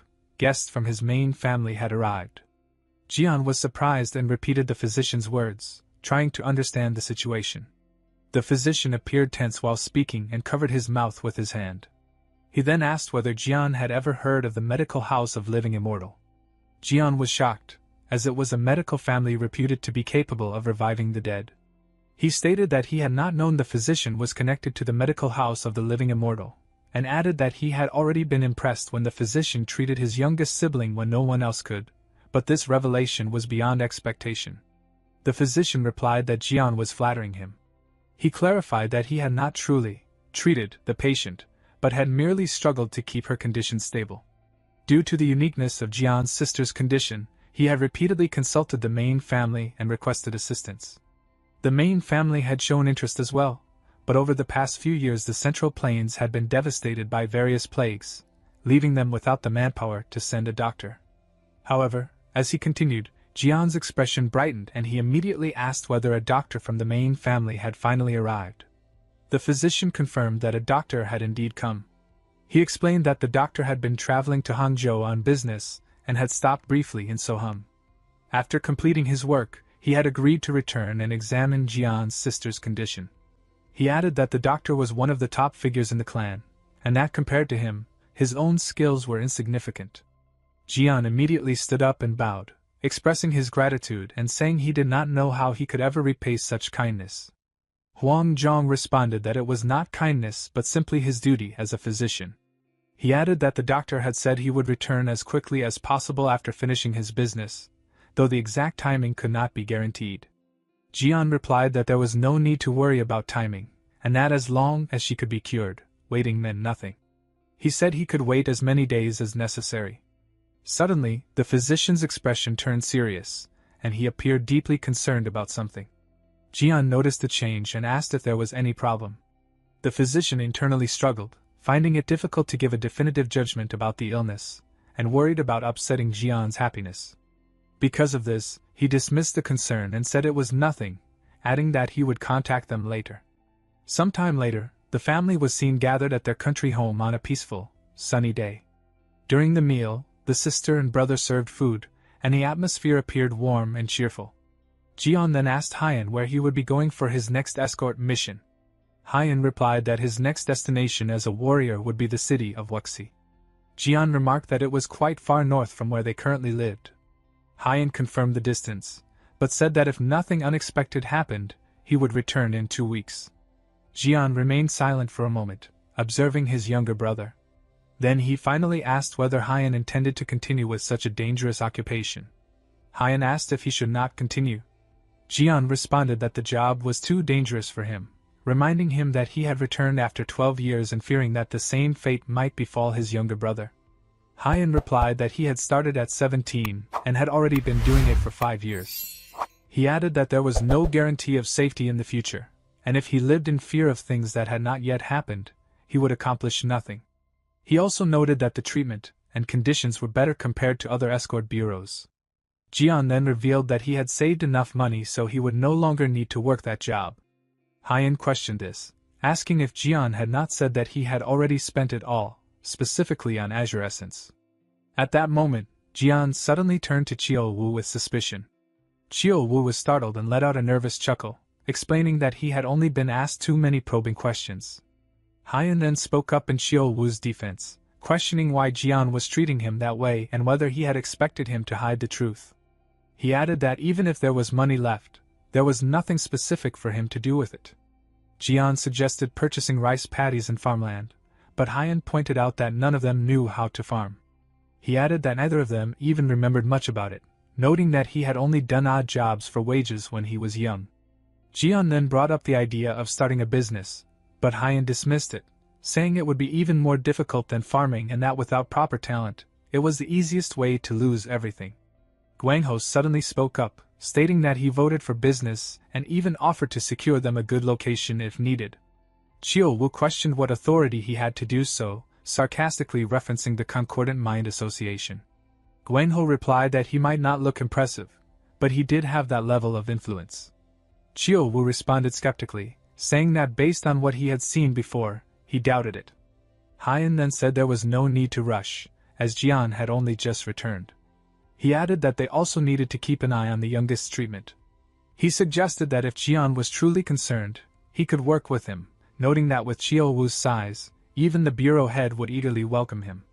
Chiyo Wu immediately rejected the idea of being a porter, stating that if he were to work, he would rather be an escort. Jian, however, expressed uncertainty about returning to bureau work. The sister remained silent for a moment before advising them not to make any hasty decisions and to take their time considering their options. Jian agreed, admitting that he had been too rushed. He stated that he would think carefully for now and, in return, wanted them to do the same. He added that he would not force Hyan to quit immediately, but expected him to seriously consider it. Hyan agreed, saying he would think about it seriously as requested. After that, the conversation concluded, and the family decided it was time to eat. Sometimes later, Jian and Chiyo Wu were walking through a bustling city. Chiyo Wu complained repeatedly, saying that finding honest work was extremely difficult, so he suggested taking a break, and Jian agreed. They decided to eat dumplings and walked toward a street food stall. Chiyo Wu ordered 2 plates of meat dumplings and asked if the vendor had any drinks. The vendor apologized and said he did not sell alcohol, so Chiyo Wu simply ordered the food. Seated at a table while waiting, Chiyo Wu asked Jian what they should do, since there did not seem to be any jobs available for them. Jian replied that he was right and that he had already told Hyan the same thing, but after living by the blade his entire life, honest work was not easy to find. Chiyo Wu asked whether Jian truly wanted to try business. Jian replied by asking whether that meant asking Guangho for a favor. Chiyo Wu smiled and said that Jian should allow his family to finally hold their heads high for once. Jian refused, stating that after dealing with Hyan, he intended to pull Guangho out of that gang as well, since it would not be right to rely on favors. He then added that Chiyo Wu did not have the temperament to sit quietly and run a business, joking that they would be lucky if he did not end up hitting customers. Chiyo Wu chuckled and agreed that the assessment was accurate. At that moment, the vendor arrived with their food. The old man served the dumplings, and Chiyo Wu remarked that they should eat before worrying about the future. The dumplings appeared juicy, and one was picked up with chopsticks for the first bite. After tasting it, Chiyo Wu expressed surprise at how good it was. Jian also tried some and agreed, noting that it was far better than the previous day's food and praised the filling. He asked the vendor if it was pork, and the vendor confirmed immediately. Jian reflected on the noticeable difference in taste despite it being the same meat. The vendor proudly stated that no one used meat of such quality. Chiyo Wu suggested they might be using different cuts, but the vendor explained that it was not the cut that mattered, but the butcher's skill. Jian remarked that there must be a specific method for slaughtering pigs, and the vendor clarified that while the method was the same, the skill of the butcher made all the difference. Jian did not fully understand, but Chiyo Wu suddenly sensed a strong danger approaching. His expression turned serious as he went on alert. In an instant, he struck down a charging pig with a single precise blow to the head, killing it immediately. Chiyo Wu asked if Jian was unharmed, and Jian thanked him for the assistance. Chiyo Wu then commented that the sudden appearance of a pig was strange. In the distance, a group of men rushed toward them and the fallen animal. Upon arriving, they asked urgently if Chiyo Wu was all right. Chiyo Wu replied that they were fine, but the pig was not as fortunate. He then joked that they would not be asked to compensate for it since it was the men's negligence, leaving them shocked. An old man then appeared and began shouting at the group, calling them incompetent fools and scolding them for repeated failures. The men immediately bowed and apologized. The old man stated that the apology should be directed toward Jian and Chiyo Wu, not toward him. The group then apologized to both Jian and Chiyo Wu. Jian stated that it was fine as long as no one was injured. The old man also apologized and explained that the candidates had allowed the pig to escape, then thanked them for their assistance. Hearing the word candidates, Jian showed a curious and slightly surprised expression. The old man explained that he owned a butcher shop and was searching for someone to take over the business after him. Jian connected the information and asked if the old man had been the one who butchered the pig used for the dumplings. The old man confirmed seriously that he was indeed the one responsible. Jian then asked if they could take a look at the butcher shop. The old man was confused and questioned the reason, stating that there was nothing worth seeing since it was not a pleasant sight. Jian replied that such a sight was not commonly found either. Hearing this, the old man looked at the two for a moment as if considering the request. Shortly after, he agreed and allowed them to proceed. They were led to the back of the establishment where the butcher shop was located. There, the old man looked at a pig on the ground while his apprentices observed. He stated that the animal was no longer useful since customers had already been involved in catching it. He then asked the candidates why they believed the butchering process had gone wrong. One apprentice answered that the placement of the pin had been incorrect, and that it should have targeted the exact center of the head. The other added that the hammer striking the pin had slipped. The old man agreed with their observations but revealed that the entire process had been flawed from the beginning. He explained that the most important factor was ensuring the target did not realize it was being killed. The apprentices protested, saying they could not possibly know that since animals could not communicate. The master responded with a sharp, disappointed gaze. Another pig was then brought in and began calmly eating from a wooden bowl. The master instructed everyone to observe carefully. Without alerting the animal, the old man positioned the pin above its head. The apprentices were shocked, insisting it was impossible because the animal had previously panicked even at sight. The master explained that the pig did not react because it had not sensed any killing intent. He further explained that animals were extremely sensitive to such intent. To demonstrate, the old man released a faint killing intent, causing the pig to immediately panic. It drooled in fear and retreated, disturbed by the sudden shift in atmosphere. Chiyo Wu sensed the intent and was surprised that the old man had both revealed and concealed it so seamlessly. He asked Jian whether the old man was a martial artist, but Jian dismissed the idea, stating that there was no sign of martial arts training, though the man was clearly exceptional. The old man then prepared for the strike and explained that they were only truly ready when they could avoid revealing any killing intent. Everyone watched in shock as he executed the final blow with the pin. He added that the most important aspect was finishing in a single strike so fast that the target did not even realize it was dying. Chiyo Wu remarked that the animal had been killed without even a scream. Jian agreed, stating that it had been a powerful strike.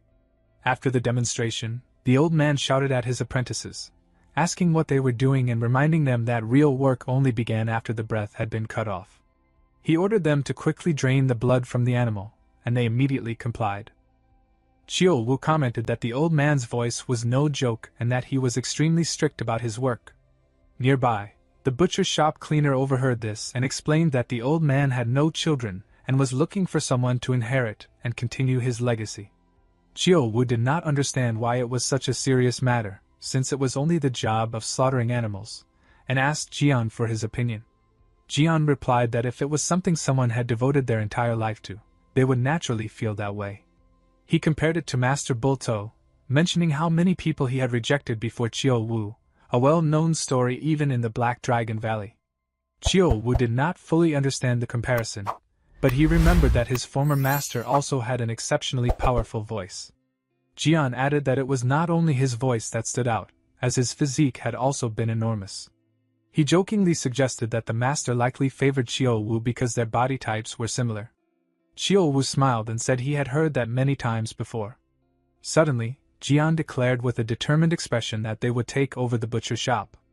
Chiyo Wu was shocked by the decision. Jian explained that they had searched all day but found no place willing to hire them. He added that things would be different if they continued using the sword, but he wanted work they could be proud of in front of their younger siblings. He also noted that hiding their past was already a burden, and Chiyo Wu had nearly exposed it several times. With that decision made, Jian approached the master butcher to discuss employment. He applied for the position, and the old man asked if both of them intended to join. The master scoffed, assuming that after seeing his work, they believed the job was easy. He then apologized to the customers and asked everyone to leave. Jian immediately objected, stating that after witnessing the old man's technique, no one could possibly think the job was easy.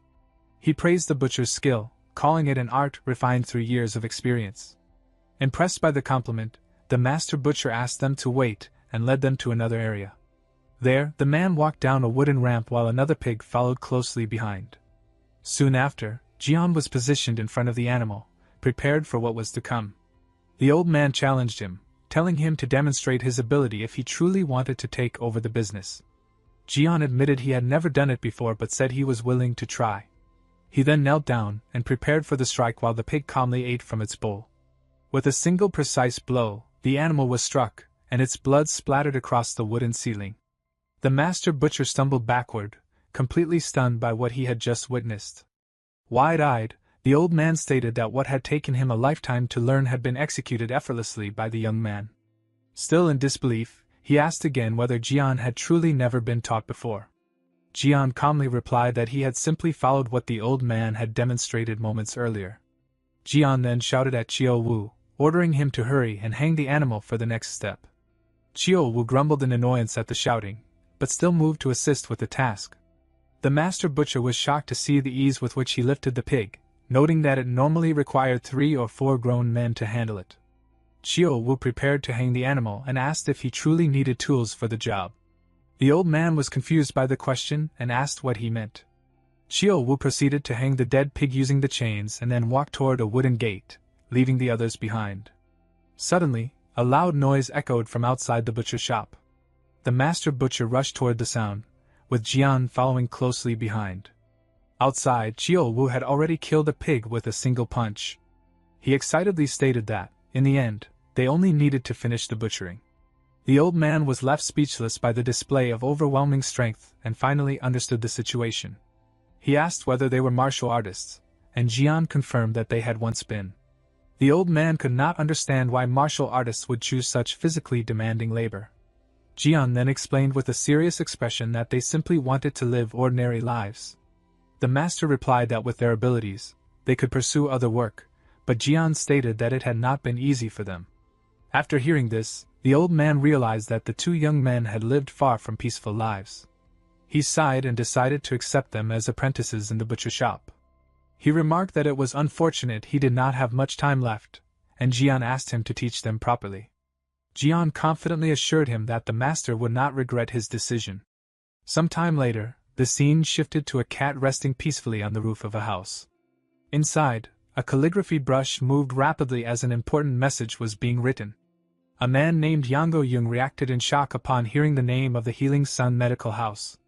His servant, Dang Beck, reported that a member of the imperial family who had retired to Hangzhou had fallen gravely ill, and that the imperial court had personally requested assistance from the Healing Sun Medical House.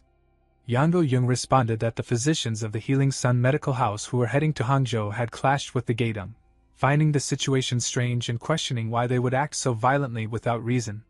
Dang Beck replied that the Gaidong had been pursuing the Azure Pure Stone Oil. Upon hearing this, Yang Yung became even more furious, complaining that such a valuable item had been wasted on treating a declining member of royalty. However, Dang Beck corrected him, stating that it had not been used for the royals' treatment. He explained that the owner of the Azure Pure Stone Oil was someone else, and that there was still a chance to obtain it. Yang Yung poured himself a drink and asked whether the owner was someone else, questioning if it was not the property of the Healing Sun Medical House. Dang Beck replied that it was indeed someone else, explaining that the Gaidong had originally been chasing that person when they clashed with the Healing Sun Medical House. Yang Yung stated that he should have said so earlier, then demanded to know who it was and who possessed the Azure Pure Stone Oil. Dang Beck replied that it was a man named Sama Jian from Shaoxing, who had purchased the Azure Pure Stone Oil that the leader of the Water Dragon Merchant Union had been secretly keeping in order to treat his younger sister. Yang Yung revealed a mocking smile and commented that he had not expected the greedy old leader of the Water Dragon Merchant Union to have obtained the Azure Pure Stone Oil. He then considered it an opportunity beyond measure, noting that if it was truly the Azure Pure Stone Oil, it could cure the illness of the young member most valued by the Yango clan. He immediately ordered his subordinate to use any means necessary to obtain it. He further instructed that if the oil had already been used, they should capture the sister who had consumed it, as she would not have fully absorbed its effects yet and the medicinal power would still remain in her blood. Meanwhile, at the butcher shop, Jian was seen cutting meat with precise and skilled movements under the master butcher's watchful eye. The old man laughed and praised his ability, stating that the young man's skill was remarkable to observe. He also commended Jian's rapid learning and said there was nothing more he could teach him. Jian humbly thanked him, attributing his progress to the master's guidance. The old man responded that he was the one who should be grateful, as he had hoped the butcher shop would maintain its reputation. He added that if it failed to do so, it would be better for it to disappear entirely. His hand trembled slightly, revealing his emotional state, and he thanked Jian for fulfilling his wish, stating that he could now depart in peace. Jian replied that he was the one who should be grateful, as he could finally settle down. Suddenly, Chio Wu appeared, complaining that they could have simply cut the meat casually and sold it. He then threw meat into a barrel and questioned whether Jian truly needed to learn such detailed techniques. The old man told Jian not to give Chio Wu a knife and to assign him only heavy labor, noting that his skill in slaughtering cows and pigs was adequate enough for that role. Chio Wu smiled smugly and said that the old man had finally made a sensible decision. Afterward, the three of them took a break while Jian poured drinks for everyone. Chio Wu agreed to follow the master's instruction and admitted that he did not have a talent for handling knives. Jian calmly took a sip and told him to do as he wished. Chio Wu thanked him and then offered a drink to the master butcher as well. However, Jian struck his arm and shouted that it was completely inappropriate. Chio Wu did not understand why and argued that it was only a single drink since the old man was nearing the end of his life. The master butcher then perked up and stated that even if he were to die at that moment, he could not refuse a drink on such a day. At the old man's excitement, Jian showed a shocked and speechless expression. Sometime later, Hyan returned from his escort mission and looked at the new butcher shop, thinking that they had truly started something new. Suddenly, his sister appeared while sweeping the place and excitedly asked when he had arrived. Hyan immediately stepped forward and took the broom from her, telling her that her body was weak and she should not be doing such work. The young woman replied that it was nothing much, then added that Jian had taken over the butcher shop. Hyan said he had already heard on the way. She replied that since Jian had worked so hard to obtain the butcher shop, it should not be left dirty. Hyan told her to stop. He then placed his bag on the table and asked whether the business at the new butcher shop was going well. She replied that it was not yet, explaining that only a few days had passed since the previous owner's death and the official opening, so it would be unreasonable to expect immediate success. Hyan then asked about the old owner passing away. She explained that he had passed peacefully on the night Jian took over the butcher shop. At that moment, Jian entered the room carrying a tray. Noticing Hyan, he asked when he had arrived and said he had been worried because the escort mission had taken so long. Hyan replied that he had just returned and was fine, but added that Jian had truly caused an incident. He also said the escort mission had not been long at all and had ended quickly. Jian responded that it had turned out that way and asked if Hyan disliked it. Hyan said he did not dislike it, but was simply surprised. He had never imagined Jian would take over a butcher shop. He then asked whether it would truly be alright, noting that it was a famous establishment, and that the former owner was highly skilled. He warned that even a slight drop in skill would lead to constant criticism, and that even doing well would only barely break even.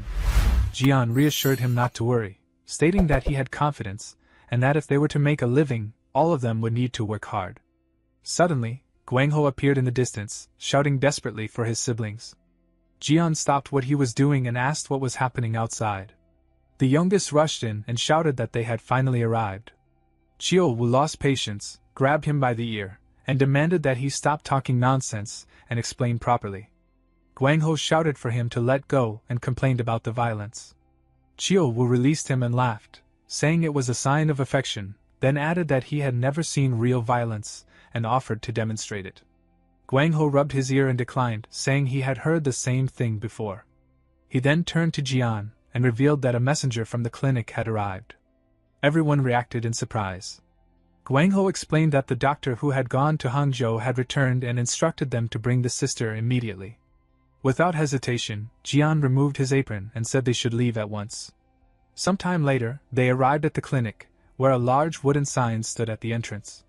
Inside, Dr. Huang Zhong greeted them and said he had been waiting for their arrival. Jian politely replied that they had rushed over as soon as they received the news and wondered if they had come too quickly. Huang Zhong stated that it was no problem, as the doctor from the main family wanted to see the patient as soon as possible. He then introduced a woman named Huang Yang, who had come to assist with the treatment. Upon seeing her face, Jian was completely shocked and left speechless. Huang Yang greeted him with a faint smile and remarked that their meeting was quite a coincidence. Behind her stood the two guards who had previously helped them during the fight with bandits in the dark forest. The mustache guard commented that he now understood why the heaven-slaying faction had pursued them so fiercely. Noticing their reactions, Huang Zhong asked whether they already knew each other. Jian explained that they had been attacked while obtaining the azure pure stone oil, and that she had assisted them in the forest. The doctor laughed, and remarked that the connection between them was quite unusual. Jian then said that he regretted leaving so quickly without properly expressing his gratitude, and once again thanked her for her help at that time.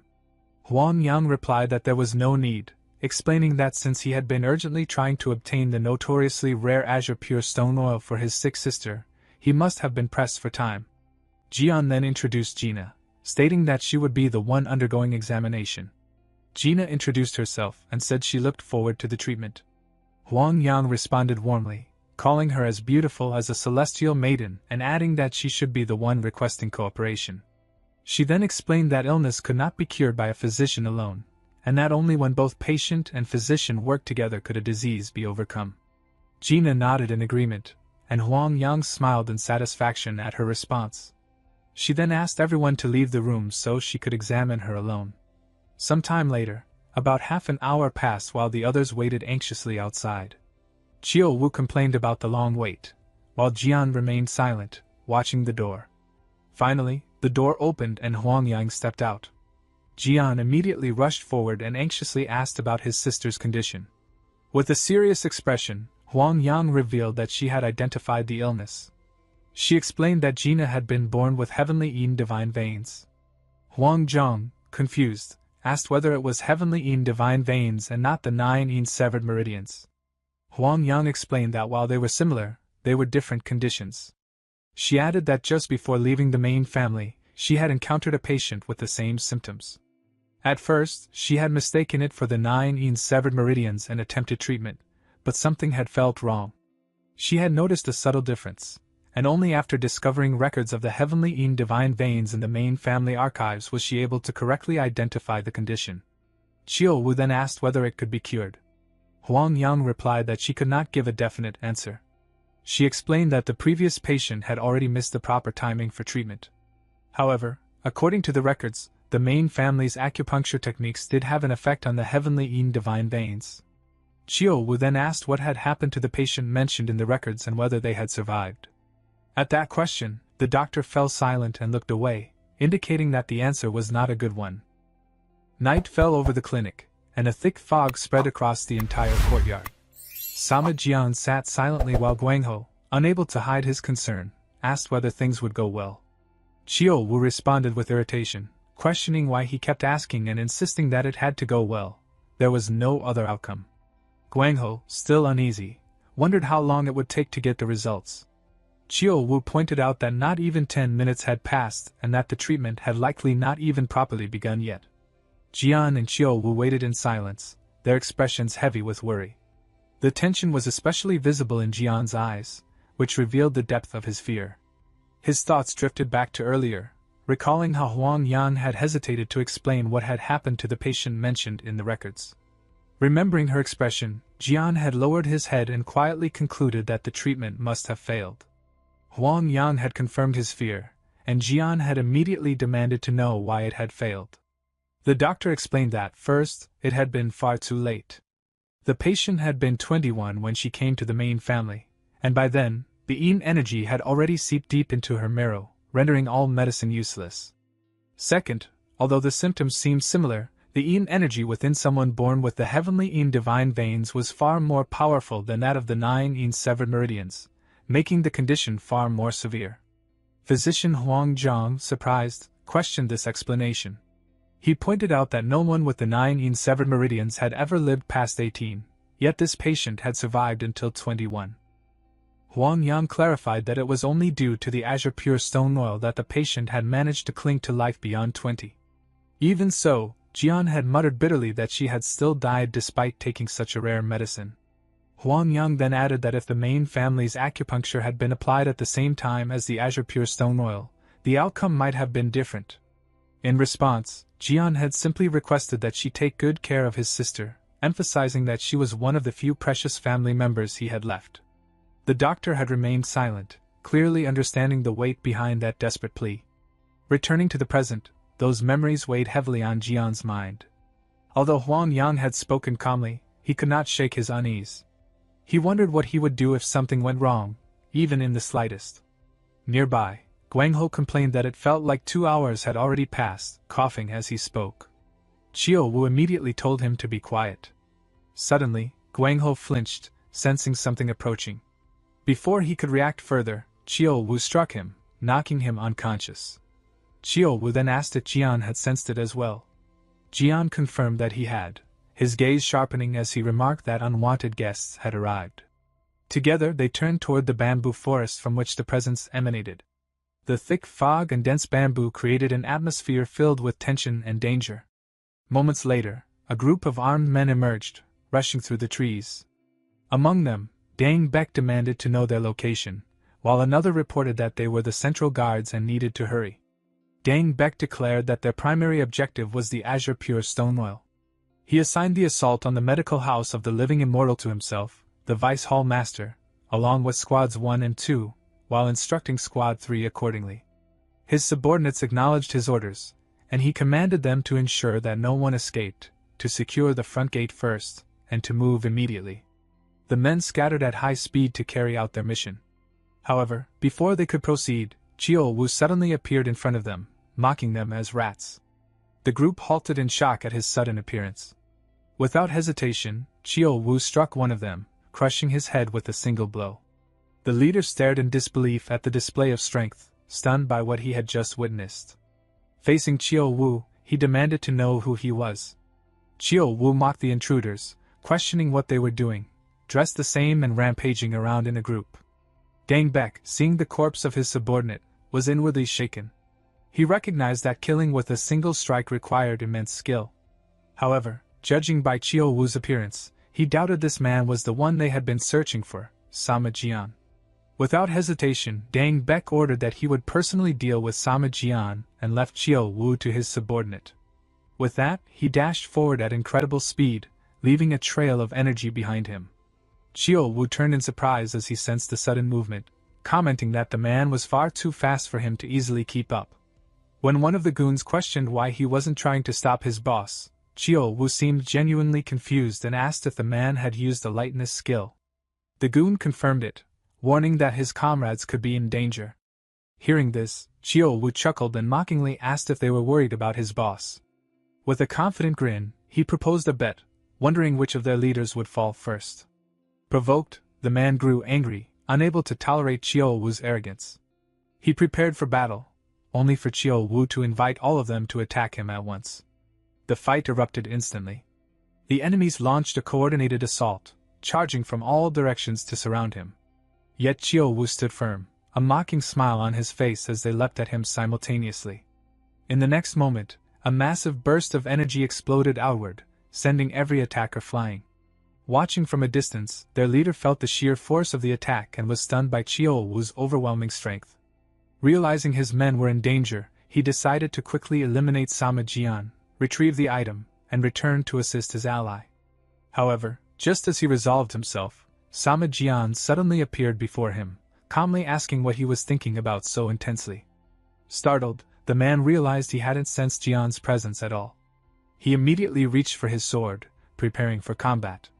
Jian, unfazed, questioned his identity and purpose. Dang Bek quickly understood that this was indeed Sama Jian. He cursed inwardly, realizing that the supposed butcher shop owners were far from ordinary. They were monsters. Jian noted coldly that the man didn't seem willing to answer. Without further words, Dang Bek launched a swift and powerful attack. Yet Jian effortlessly avoided it, leaning back at the last possible moment. The ease with which he evaded the strike enraged Dang Bek, whose eyes burned with fury. A fierce exchange followed, the two clashing rapidly in the forest. Then, without warning, Jian caught the incoming blade with his bare hands. The sheer display of strength left his opponent stunned. Gripping the weapon firmly, Jian demonstrated both power and control. With a subtle movement, he disarmed the man and drove the blade into his feet, forcing him to collapse onto the forest floor in agony. Standing over him, Jian once again demanded to know his origins and purpose, specifically asking whether he had come for Chongsimwen or for the medical house of the living immortal. The mention of the Azure Pure Stone Oil visibly shocked the man. Jian deduced their true objective and questioned how they had learned he possessed it, given how few people knew. Facing defeat, the man merely gave a mocking smile, seemingly accepting death. Jian offered him a chance to live in exchange for answers. However, before anything more could be said, the man collapsed lifelessly. Lying on the ground, foam gathered at his mouth, revealing that he had taken poison to avoid revealing any information. Jian immediately understood what had happened and regretted not instructing Chiyo Wu to keep some enemies alive. Just then, he sensed another presence. Moments later, Chiyo Wu appeared and casually asked whether the job had already been finished. Jian asked if he had dealt with all of them, and Chiyo Wu confirmed it with a proud smile. The answer left Jian speechless, his expression filled with disappointment. He realized he shouldn't have sent his companion, as the aftermath of Chiyo Wu's rampage could be seen in the background. Chiyo Wu then asked if the enemy was dead, and Jian confirmed that he had died before revealing anything. With a smirk, Chiyo Wu remarked that it was obvious, given Jian's complete focus on him. He then lamented that they still didn't know who was behind the attack. Jian, however, remained calm, stating that it didn't matter. The Azure Pure Stone Oil was no longer in play, and if their enemies came in numbers, they would simply meet the same fate. Chiyo Wu, smiling, remarked that such situations weren't entirely bad. To him, enemies swarming in would at least bring some excitement to an otherwise dull daily life.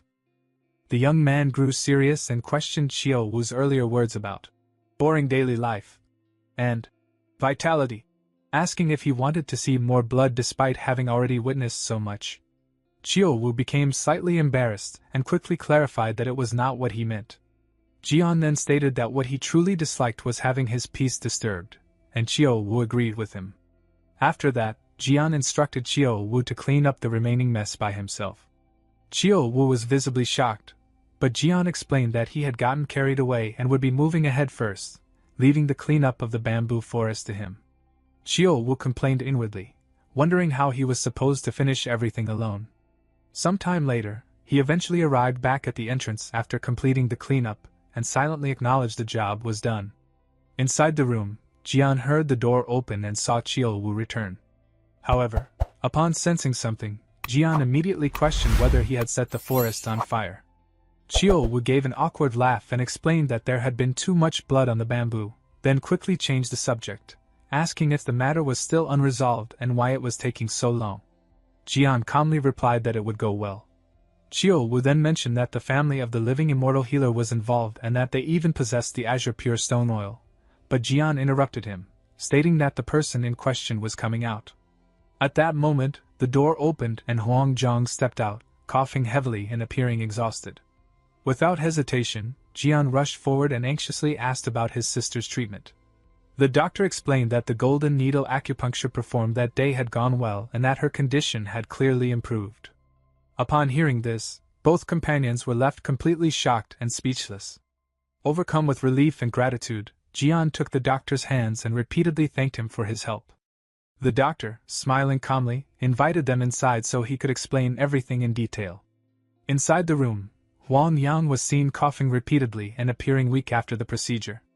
Jian looked at her with a serious and worried expression.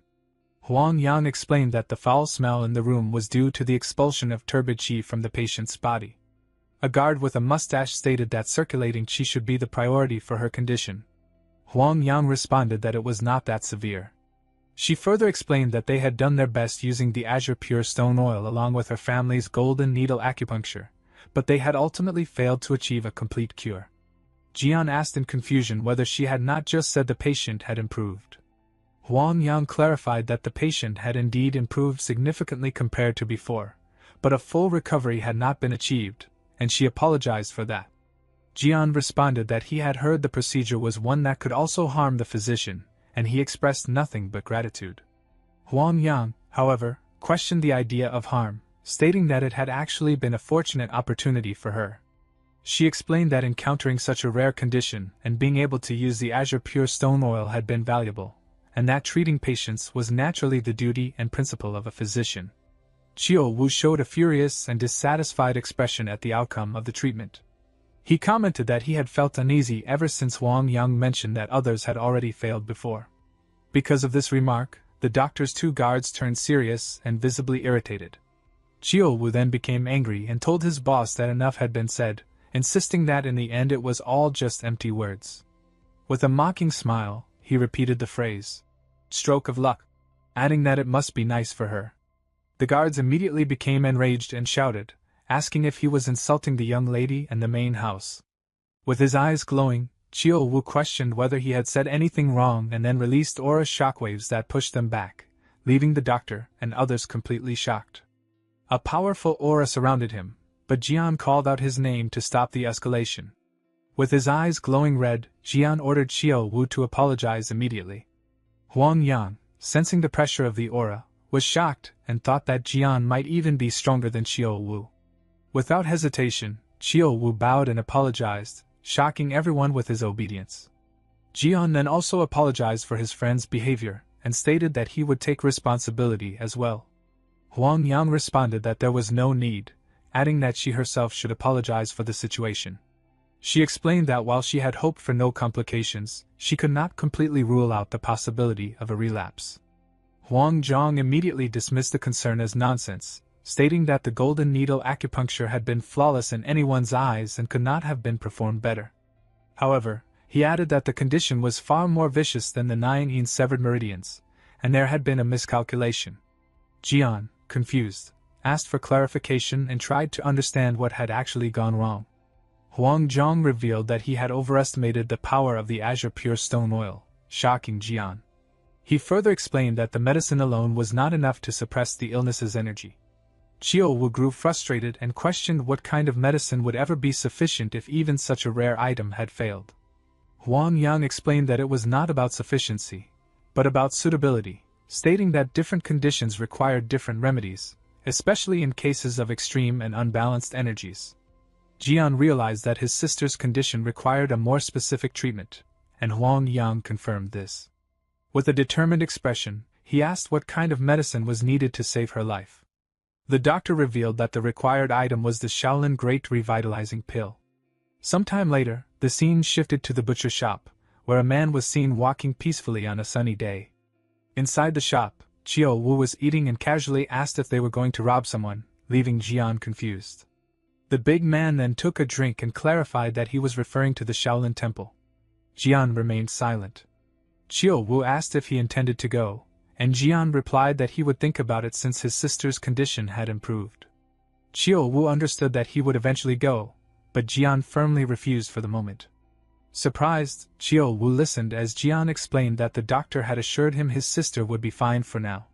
With a calm expression, Jian said he had just returned and wanted to spend time with his siblings. He also explained that the journey was long and that the butcher shop needed to be stabilized first. Chio Wu then considered that there would be no one to manage the shop and concluded that if it was to continue, they needed to train someone. At this suggestion, Jian looked confused and asked who they could possibly train. Chio Wu suggested using his 2 brothers and reminded Jian that the boss had wanted them to quit their jobs. Because of this, the trip to Shaolin would have to wait until both of them learned how to properly run the business. He added that Haiyan was easygoing, but expressed concern about Guangho. At that moment, someone suddenly appeared at the door. Guangho rushed in and desperately shouted for Jian. Jian told him to calm down and asked what was going on. With a panicked expression, Guangho revealed that their second brother had been kidnapped. Jian was left completely shocked and speechless by the news. He then asked what Guangho meant by kidnapped, while Chio Wu observed the situation seriously.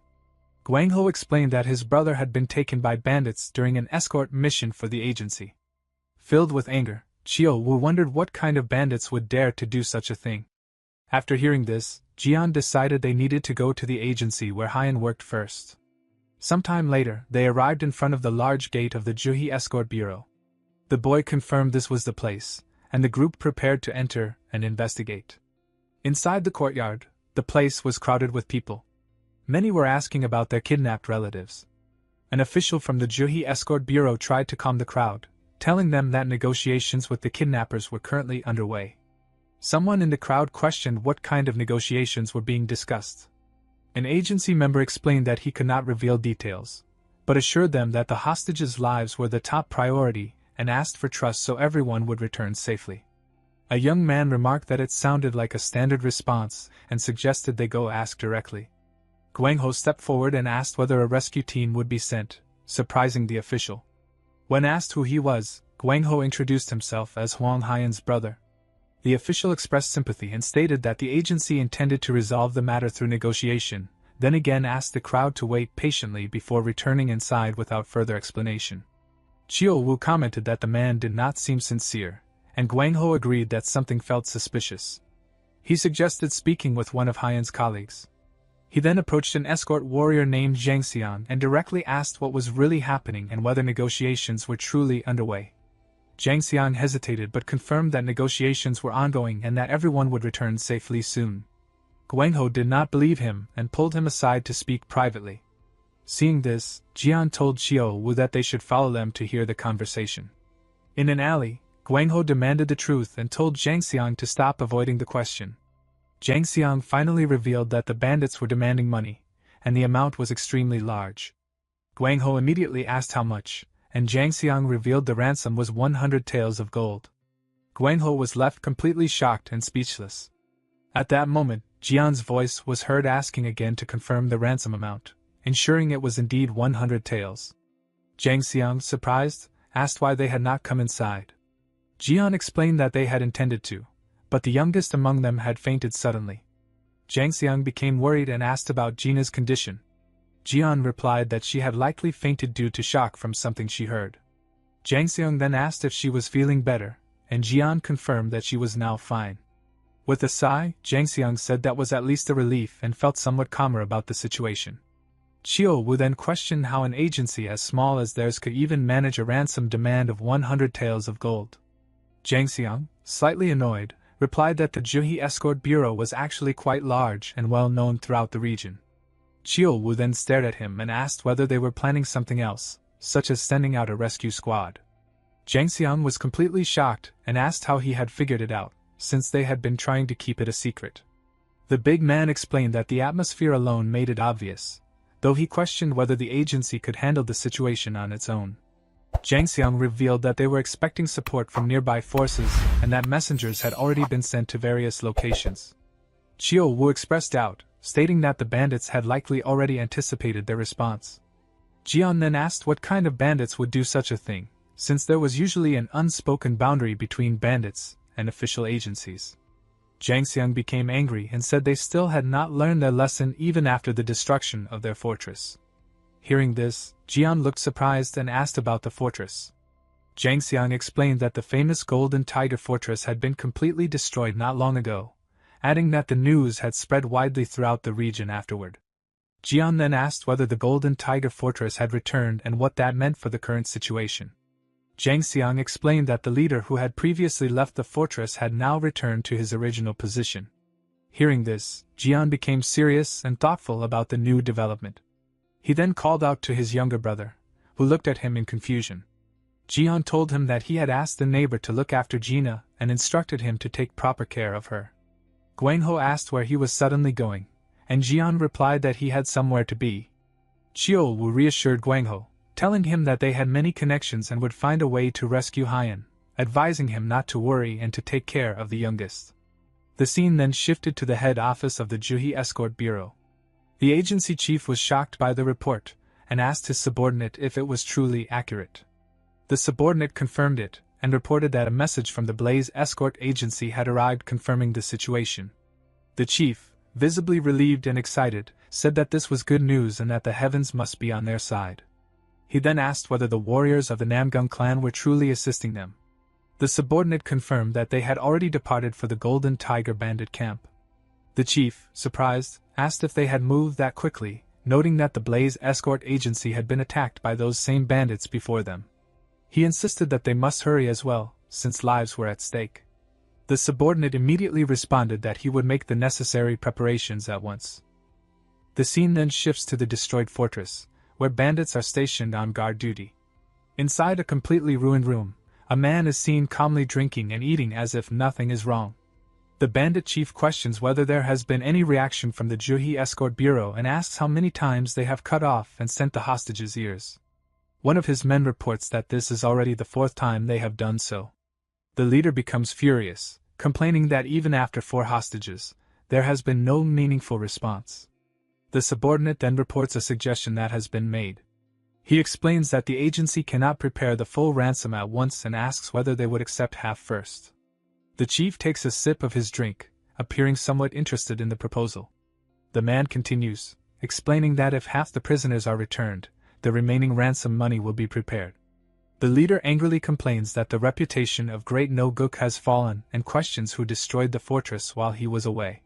The subordinate replies that everyone has been mobilized, but no clues have been found. Enraged, the chief crushes the liquor bottle in his hand.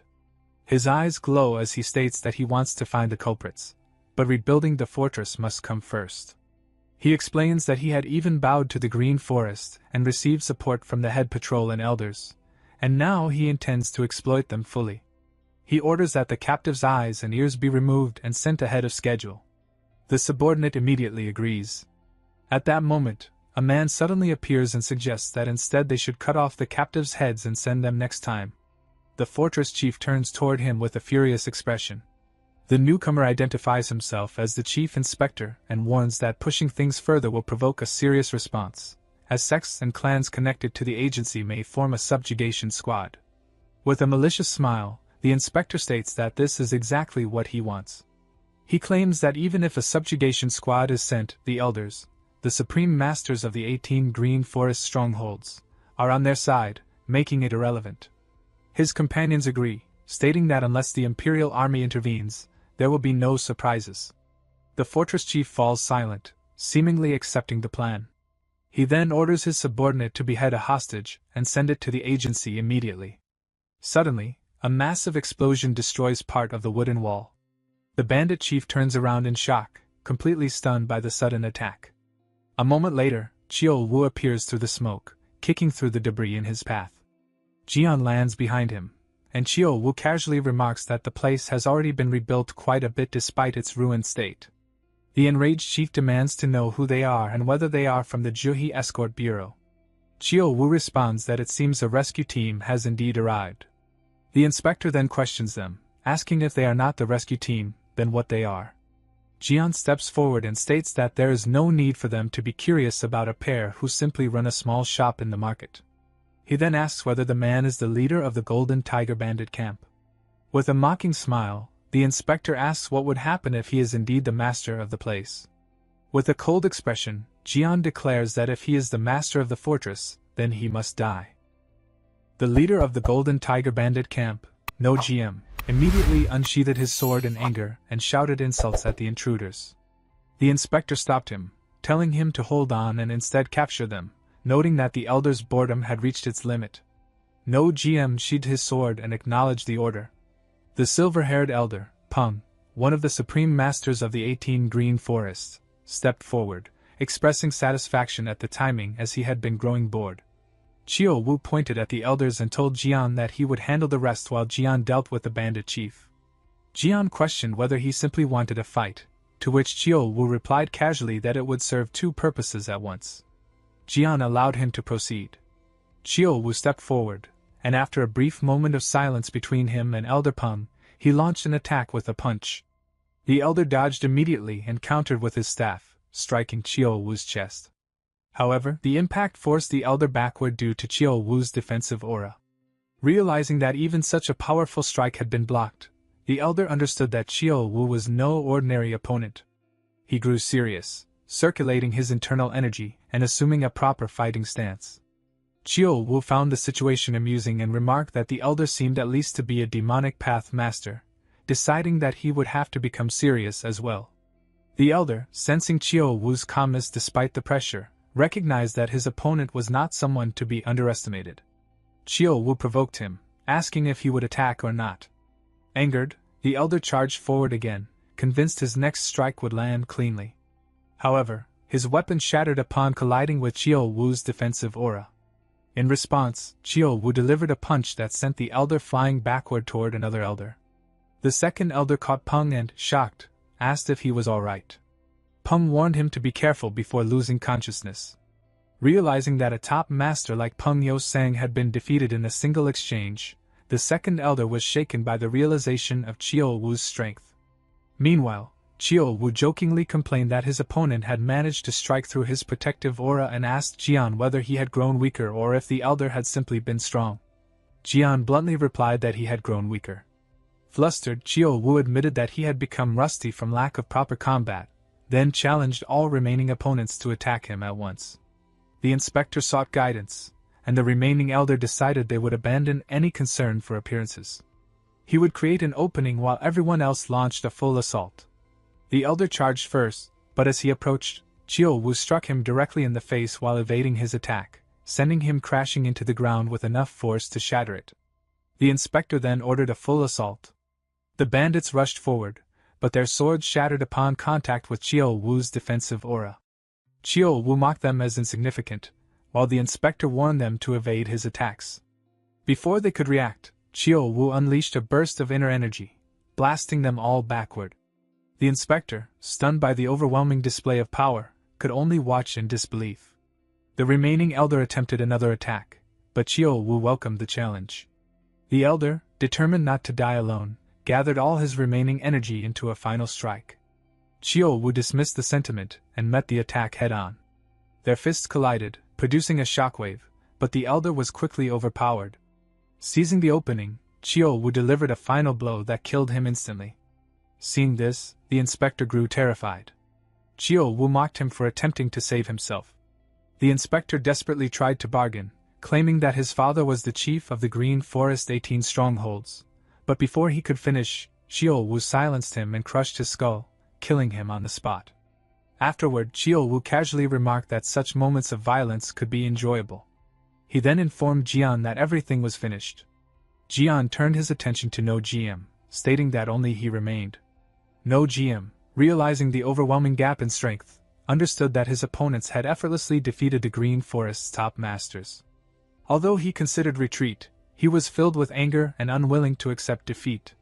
Jian addressed him, reminding him that he had asked who they were, and suggested that it should be enough to say that they were the ones who had destroyed the stronghold. No GM, enraged and humiliated, declared that this was the Golden Tiger stronghold and swore to kill them. The scene shifted to a forest nearby, where Chief Escort Huyagan of the Juhi Escort Agency was leading the forces of the Namgung clan through a dense path. A young man of the Namgung clan, Namgung Min, complained about the constant thorn bushes along the way. Yugun turned and apologized, explaining that they had taken the fastest route while avoiding detection, which made the road rough. Namgung Min brushed it off with a chuckle, remarking that compared to going after bandits, a rough road was nothing. Namgung Jiang, who was leading the force, apologized on his behalf, noting that he was still young. He then addressed the clan members, reminding them that while subjugation was important, the safety of the hostages must come first. He warned them not to act rashly and endanger lives. The group responded in unison, acknowledging his command. Satisfied, Namgung Jiang resumed leading the group, telling them to keep moving. However, after a moment he suddenly stopped, sensing something unusual. Namgung Min approached him in confusion and asked what was wrong. Namgung Jiang explained that there had been fighting ahead, though it seemed to have already ended. Min wondered if someone else might have moved ahead of them, noting that the Juhi Escort Agency had sought help from multiple places.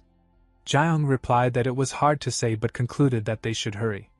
Meanwhile, at the Golden Tiger bandit camp, No GM launched an attack at Jian, but it was easily dodged. He followed up with multiple energy slashes, yet Jian evaded them effortlessly. Frustrated, No GM demanded to know if Jian intended to keep dodging. Jian calmly questioned whether he was truly that resentful.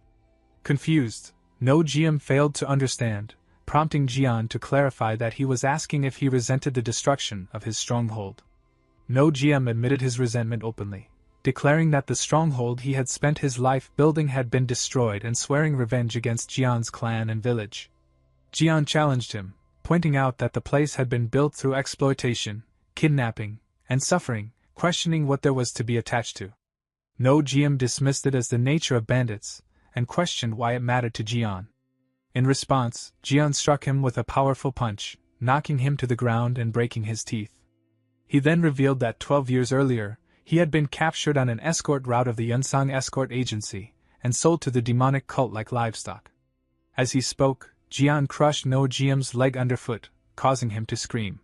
He continued, recounting how he had been treated worse than an animal, barely surviving countless near-death experiences before escaping, only to find his family struggling and his mother eventually dying without him present. He then broke No GM's arm and kicked him into a wooden pillar, declaring that he had not even been able to be at his mother's deathbed. No GM, now defeated, admitted he had never imagined one of his victims would return for revenge. Jian pressed further, accusing him of kidnapping his brother as well and questioning how it could not concern him. Terrified, No Jian begged for mercy, but Jian refused, declaring that he would make him beg for death and reveal the prisoner's location first. He then channeled his inner energy and began torturing him, causing No Jian to scream in agony. At that moment, Jian arrived and ordered Jian to stop, but Jian continued. Chiyo Wu noticed the newcomer and questioned who he was. Jian instead asked Chiyo Wu to handle him, which he accepted. Jian, seeing that Jian would not stop, rushed forward and repeated his command. Chiyo Wu challenged him to make him stop and launched an inner energy attack. Despite multiple attempts, Jian struggled to deflect it and barely managed to evade. Realizing the gap in strength, he acknowledged that even without using his full power, his sword chi had been brushed aside easily. Chiyo Wu praised his evasion and pointed out Elder Peng lying nearby, suggesting that Namgung Jiang looked more interesting. Recognizing Peng Yosang, Jiang understood the seriousness of the situation and prepared himself, taking the stance of the Azure Sky One Chi art. Chiyo Wu, amused, acknowledged his strength and declared he would go all out. Jiang attacked using the Blue Cloud 12 Swords technique. Their first clash cancelled out, but the exchange quickly escalated. Chiyo Wu pressed forward with successive strikes, forcing Jiang into a counterattack. During the clash, Jiang coughed up blood and realized he had failed to inflict significant damage. Meanwhile, Chiyo Wu wiped a small amount of blood from his neck, remarking that it had been a while since he had been injured. The Namgung clan members were stunned, noting that such a powerful technique had only left a scratch. Min immediately ordered the others to protect their elder, and they prepared to attack as a group. Chiyo Wu mocked them, stating that numbers meant nothing without skill. Before the situation escalated further, Jiang ordered his clan to stand down, refusing to let their honor be stained by a group attack. Chiyo Wu approved of the decision. At that moment, Jian approached from behind, dragging No Jian, and told Chiyo Wu to wait. Noticing Jian's altered appearance, Chiyo Wu was surprised and questioned him. Jian, having changed his face as a disguise, approached the group and addressed them, confirming whether they were from the Namgung clan. Seeing that Chiyo Wu stopped at Jian's words, Jian was inwardly astonished, realizing that someone of such caliber could be halted with a single command. He stepped forward and formally introduced himself as Jian. Jian acknowledged him politely, and asked what had brought the Namgung clan to that place, casually dropping No Jian's body before them. Upon seeing the body, Jian asked if it was the leader of the Golden Tiger Bandit stronghold. Jian confirmed that it was. Jiang explained that they had come to avenge the Yonhwa Escort Bureau and to rescue the families of the Juhi Escort Bureau, then questioned Jian's identity and purpose. Jian replied that they had also targeted No Jian, not out of personal vengeance, but due to numerous requests, favors, from various parties. Hearing this, Jiang wondered if they were troubleshooters, yet found it difficult to believe, given their overwhelming strength. Jian then placed his foot on No Jian's back, remarking that his crimes involving escort bureaus must have been severe to draw so many pleas for help. Alarmed, Jiang urged him to stop, but Jian ignored him and broke No Jian's neck, declaring that he had merely fulfilled the request to make him pay with his life. Jiang questioned his actions, but Jian calmly stated that he had simply delivered retribution. Although Jiang did not dispute the justice of it, he pointed out that Jian should have first confirmed the location of the prisoners, noting that all the bandits appeared to have been wiped out. Jian reassured him, explaining that No Jian had mentioned prisoners while begging for his life and had revealed the location of a hidden underground chamber. Following the directions, the Namgung clan later discovered the secret room. When they opened it, the prisoners cried out in relief, realizing they had been saved. At the entrance, Jiang expressed his gratitude to Jian, acknowledging that his information had been accurate. Jian, however, downplayed his role, stating that with the Namgung clan present, the rescue would have succeeded regardless, and announced that he and Chiyo Wu would take their leave. Jiang suggested they meet the people they had saved, but Jian declined, explaining that they had not come for recognition and that their involvement had merely been coincidental. With that, he bid farewell. Jian and Chiyo Wu then departed. Afterward, Min asked Namgung Jiang who the two men might be. Jiang admitted he had no idea, stating that he had never encountered such individuals within the Murim world. Min speculated that they might be troubleshooters, but Jiang dismissed the notion, insisting that their martial prowess far exceeded that of ordinary mercenaries. Min then expressed his astonishment at how Xiao Wu had remained unharmed even after taking a direct strike. Jiang agreed, suggesting that he might have achieved the legendary diamond indestructible body, or an equivalent level of external mastery. He added that it was unfortunate he had not been able to see the duel through to its conclusion. Meanwhile, in the forest, Jian and Xiao Wu were on their way back home. Xiao Wu questioned the reason behind Jian's earlier actions.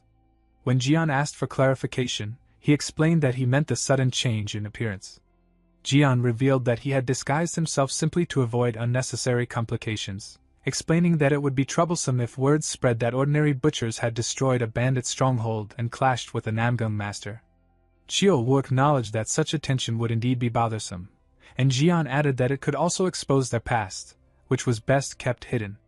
Xiao Wu pointed out that changing only one of their appearances seemed pointless, but Jian replied that it was the best he could do under the circumstances, even if it only reduced the risk slightly. Xiao Wu praised the disguise as convincing despite being done hastily. Jian agreed and suggested they return quickly to prepare for Haiyan's arrival. Later, as they prepared a meal, Haiyan returned home. Jian immediately embraced him, relieved to see him safe.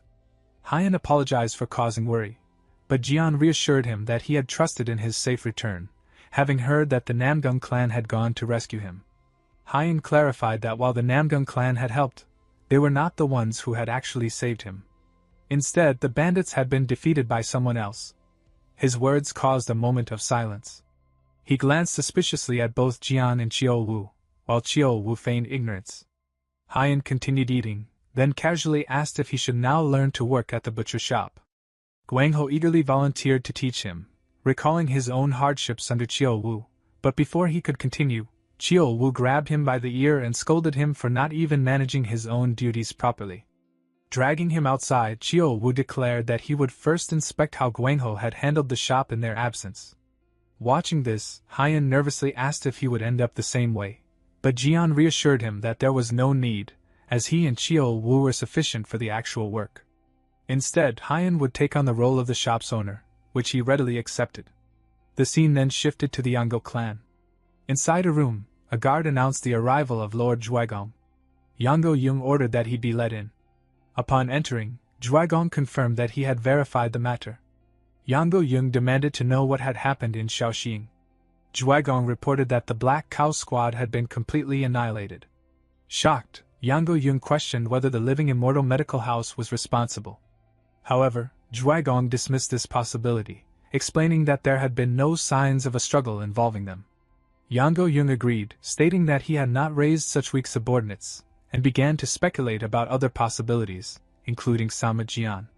However, Zhuaigong revealed that the investigation pointed instead to a man running a butcher shop. This baffled Yanggo Yung, who questioned how a mere butcher could have obtained something as valuable as azure pure stone oil. Frustrated, he demanded answers, but Zhuaigong admitted that aside from the involvement of a third party, they had no concrete information. Realizing the seriousness of the situation, Yanggo Yung ordered that someone be sent to the Dead Blood Forest to uncover the truth and bring back the culprit's head. He then added another order, expressing his anger over losing the azure pure stone oil, and demanded that the butcher responsible also be hunted down and killed. The scene shifted to the butcher shop, where Haiyan was cutting meat. He wiped the sweat from his brow and muttered that the work was exhausting. At that moment, Xiao Wu handed him a drink, which he accepted gratefully. After examining the cuts, Xiao Wu praised his work, remarking that while people often said a younger brother could not match his elder, Haiyan was already better than a certain slacker. Haiyan dismissed the praise, admitting that his skills were still poor and that he now understood why he had never been allowed to handle a blade before. Jian approached and clarified that it had not been about lack of trust, but simply because he and Xiao Wu were sufficient for the work. However, seeing Haiyan's progress now, he admitted that the decision had turned out well. Haiyan then asked what should be done with the prepared cuts. Xiao Wu asked for the knife so he could trim them further, but also wondered aloud where Guangho had gone, noting that he had barely been coming home lately. Haiyan mentioned that whenever he tried to ask, Guangho avoided giving clear answers, suspecting that something was going on with the United Will Society. Jian asked about the situation, and Haiyan explained that although the Blood Axe clan and the United Will Society had always been at odds, their clashes had become unusually frequent. Chiyo Wu suggested that they might need to force Guangho to quit, even if it meant beating him into it. At that moment, their sister Gina arrived and bluntly agreed, saying that if necessary, they should break his legs to make him leave the gang. Jian reminded her that she had gone out to buy a book, while Chiyo Wu questioned whether she ever tired of reading all day and night, suggesting she should move around more now that she had recovered her health. Gina, however, insisted that something more important had happened and urgently asked what they were going to do. When Jian asked what had occurred, she explained through tears that there had been a knife fight near the bookstore, with people injured and blood spilled. Jian comforted her, and she anxiously asked what would happen if Guangho got hurt. Jian reassured her that they would go and check, instructing her to return home for now. He asked Hyan to take care of her. Hyan agreed, guiding Gina away while expressing confidence that everything would be fine. Before leaving, he told Jian he was counting on him. As the two departed, Chiyo Wu asked if Jian was going. Jian replied that there was always a possibility, echoing the youngest's concern. Chiyo Wu remarked with a chuckle that at this rate, the United Will Society might disappear entirely. The scene then shifted to the United Will Society headquarters, where members lay defeated throughout the building. Their leader, bleeding and exhausted, struggled to remain standing as two attackers advanced toward him. He accused them of not being from the Blood Axe clan, to which one of the attackers mockingly replied that at least he was not completely blind. The leader demanded to know their purpose, and the second attacker explained that the United Will Society needed to disappear for the Blood Axe clan to take over Shaoxing's night streets. Enraged, the leader launched a sword thrust, but to his shock, the attacker stopped the blade effortlessly with 2 fingers. Before he could react further, the attacker kicked him, sending him crashing through a wall. As he fell, Chiyo Wu suddenly appeared and caught him. Confused, Chiyo Wu questioned the situation while the attackers noticed his presence. He identified the injured man as the leader who had been with Guangho earlier and asked if the attackers were responsible. One of them demanded to know who they were, but Chiyo Wu dismissed the question and instead noted that no one else seemed to be present. Jian confirmed that the place was empty. Chiyo Wu set the injured leader down, observing that the United Will Society was effectively finished. He commented on the attacker's skill, initially assuming they were from the Blood Axe clan. However, Jian examined the fallen members and concluded otherwise, noting the precision of the attacks and the absence of wasted movements, something far beyond ordinary street fighters. Approaching the attackers, they demanded to know what had happened and where the remaining members of the United Will Society had gone. The attackers hesitated, recognizing the danger before them. Chiyo Wu warned them that silence would be taken as a wish for death. Under pressure, one of them revealed that the survivors had gone east, to the Guandi Shrine. Jian asked why, and the man explained that it was one of the Blood Axe clan's hideouts, and that they had gone to strike it. Chiyo Wu remarked that it had been a setup, intended to eliminate the weaker forces before targeting the leader. Realizing the implications, he wondered if Guangho might also be there and asked if there were others of similar strength at that location. The man replied that in Shaoxing, there were only the 2 of them. The other attacker attempted to stop him from speaking further, but before he could continue, Chiyo Wu struck him, killing him instantly. With a cold grin, Chiyo Wu urged Jian to continue. Jian then questioned the remaining attacker, pointing out that his actions did not seem like simple employment under the Blood Axe clan. Terrified, the man confessed that they had used the Blood Axe clan as a front, destroyed the United Will Society, and intended to take over Shaoxing's underworld. He further revealed that they had come from Hangzhou. Jian deduced that they might be connected to the Heavenly Killing Gang, but the man explained that they had already eliminated its remnants and taken control of the area. Pressed further, he revealed that they were backed by Nanjing's Flying Dagger Society. After hearing enough, Chiyo Wu killed him as well. Turning to Jian, he confirmed that they would head to the Guandi Shrine. Jian agreed, and they set off immediately. As they moved, Chiyo Wu remarked that expanding from Hangzhou to Shaoxing suggested something larger was unfolding. Jian, sensing the danger, stated that the situation was worsening and that he needed to bring Guangho back quickly. At that moment, a voice called out to them. It was Guangho. Jian immediately rushed forward and caught him before he collapsed, his expression darkening as he realized something was wrong. Some time later, after being treated by a doctor, Guangho regained consciousness and let out a scream. Hearing the noise, Jian hurried into the room with a worried expression.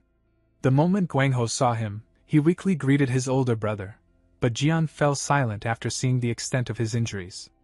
Before Guangho could finish asking why he looked that way, Chiol Wu suddenly punched him on the head and berated him for getting beaten up so pathetically. Guangho protested that he had not wanted to lose and explained that the Blood Axe sect had brought in outside help. He insisted that things would have been fine as long as the association head remained alive. Chiol Wu bluntly informed him that the association head was dead. Hearing those words, Guangho's face darkened in shock. The next day, Guangho entered the butcher's shop with a gloomy expression. Chiol Wu, who was busy cutting meat, casually greeted him and asked if he was finally back. Guangho immediately asked where Jian was, and Chiol Wu explained that Jian was at the slaughterhouse handling a massive order that had come in during the night. When Guangho asked about the order, Chiol Wu chuckled and proudly explained that it was the first truly large order they had received since opening the shop, 3 cows and 10 pigs. Guangho quietly acknowledged it, but Chiol Wu then placed his cleaver down and revealed something even more surprising. The order had come from the Blood Axe sect. Guangho was stunned and angrily questioned how they could possibly accept work from those people. Chiol Wu sighed and reminded him that medicine cost money, adding that if Guangho insisted on causing trouble, he should at least avoid getting injured. At that moment, someone pinched Chiol Wu from behind, causing him to cry out in pain. It was Gina, glaring at him in annoyance.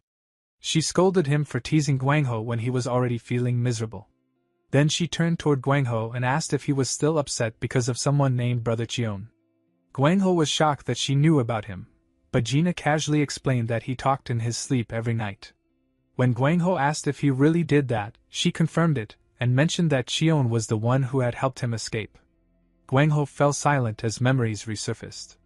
He recalled the fierce battle at the Concordant Mind Association, where Chion and the other members had fought desperately against their enemies. In the middle of the chaos, Chion had shouted at him to run. Moments later, a sword pierced through Chion's chest. Remembering the scene, Guangho broke down in tears and admitted that Chion had always looked after him ever since he joined the Concordant Mind Association. At that moment, Jian arrived and overheard everything. Calmly, he asked Guangho what he wanted him to do about it, and even offered revenge if that was what he desired. Chiol Wu reacted with excitement, surprised by Jian's willingness. Guangho hesitated. Deep down, he believed his brothers might actually be capable of carrying it out. They had once been prepared to gather men and launch a rescue mission when their second brother had been kidnapped. However, the members of the Flying Dagger Association were monsters who had destroyed an entire association head and his guards with only 2 people. More than anything, Guangho did not want his brothers to stain their hands with blood again after finally escaping their brutal lives as mercenaries. After wrestling with those thoughts, Guangho quietly said it was fine and that everything was already over. Jian asked if he was truly certain, and Guangho confirmed it. Jian then patted him on the shoulder and told him to use this opportunity to leave the Concordant Mind Association behind and abandon such dangerous work for good. Unsure of his future, Guangho asked what he was supposed to do now. Jian suggested that since Guangho disliked working in the butcher shop, he could instead run a ranch. Confused, Guangho asked where the idea had come from. Jian explained that old man John, the man who supplied their meat, was planning to sell his ranch because he had grown tired of the work after spending his entire life doing it. Chiol Wu found the news strange since the old man had looked perfectly healthy recently. Jian explained that the man simply wanted to retire, and he himself was considering taking over the ranch. When Guangho asked how they could possibly afford it, Jian replied that old man John was willing to offer a good price. Between their savings and the payment from the new order, they would barely have enough money. After thinking it over, Guangho admitted to himself that the butcher's shop never suited him anyway. In the end, he agreed to do it, earning an approving response from Jian. Just then, Haiyan arrived at the shop accompanied by Chion. The sight of Chion alive left Guangho completely stunned. Chion casually remarked that he had heard Guangho was injured and had worried about him, though he now looked perfectly fine. Guangho, still in disbelief, asked why he was there. Haiyan smacked Guangho on the head and scolded him for causing such a commotion over someone who was alive and healthy. He admitted that he had been worried Guangho might do something reckless because of the misunderstanding. Chiol Wu curiously asked if this was the brother Chion Guangho had been talking about. Haiyan confirmed it and mocked Guangho for moping around without even understanding the situation properly. Chiol Wu ground his teeth in irritation and glared angrily at Guangho. Meanwhile, Gina stormed over with a mop, calling Guang Ho an idiot before chasing him around the shop. Elsewhere, at the Flying Dagger Association headquarters, the corpses of the 2 men killed earlier by Chiao Wu at the Concordant Mind Association were delivered for inspection. Yan Ho Chung, the head of the Flying Dagger Association, examined the bodies and observed that both men had been killed in a single blow. Beside him, Hidden Dragon Unit leader Zhao Riyong confirmed that their skulls had been completely crushed. Ho Chung remarked that the victims had been among the finest members of the Yongo clan's Hidden Dragon Unit. Meanwhile, Zhao Riyong carefully studied the corpses and noted internally that their ribcages had shattered like dry twigs while their organs had burst from the overwhelming impact. He questioned whether an expert of such terrifying strength truly existed in Sohung. He eventually concluded that both deaths had been caused by a single strike to the head. Ho Chung commented that even within the Hidden Dragon Unit, those 2 men had been exceptional. The existence of someone capable of killing them so effortlessly was difficult to believe. Zhao Riyong ordered a discreet investigation into the surrounding area to determine whether the incident had merely been chance or part of something much larger. When Ho Chung asked if he suspected anything, Zhao Riyong brought up the Black Crow unit, and remarked that the reports of its destruction appeared to have been true after all. Ho Chung realized that the person responsible for wiping out the Black Crow unit was likely the same individual who had killed these men. Zhao Riyong agreed that the possibility was extremely high. Glancing back at the subordinates prepared to act on his orders, Zhao Riyong instructed Ho Chung to tell everyone to stand by. Until they identified the culprit, all outside operations were to be suspended. Ho Chung respectfully acknowledged the order. The sun hung high in the sky as Chiao Wu entered the butcher shop complaining about the unbearable heat outside. Seeing him drenched in sweat, Jian handed him a cup of ice water and told him to drink it. Chiao Wu stared at the cup in surprise and excitedly questioned how Jian had managed to get ice in such weather.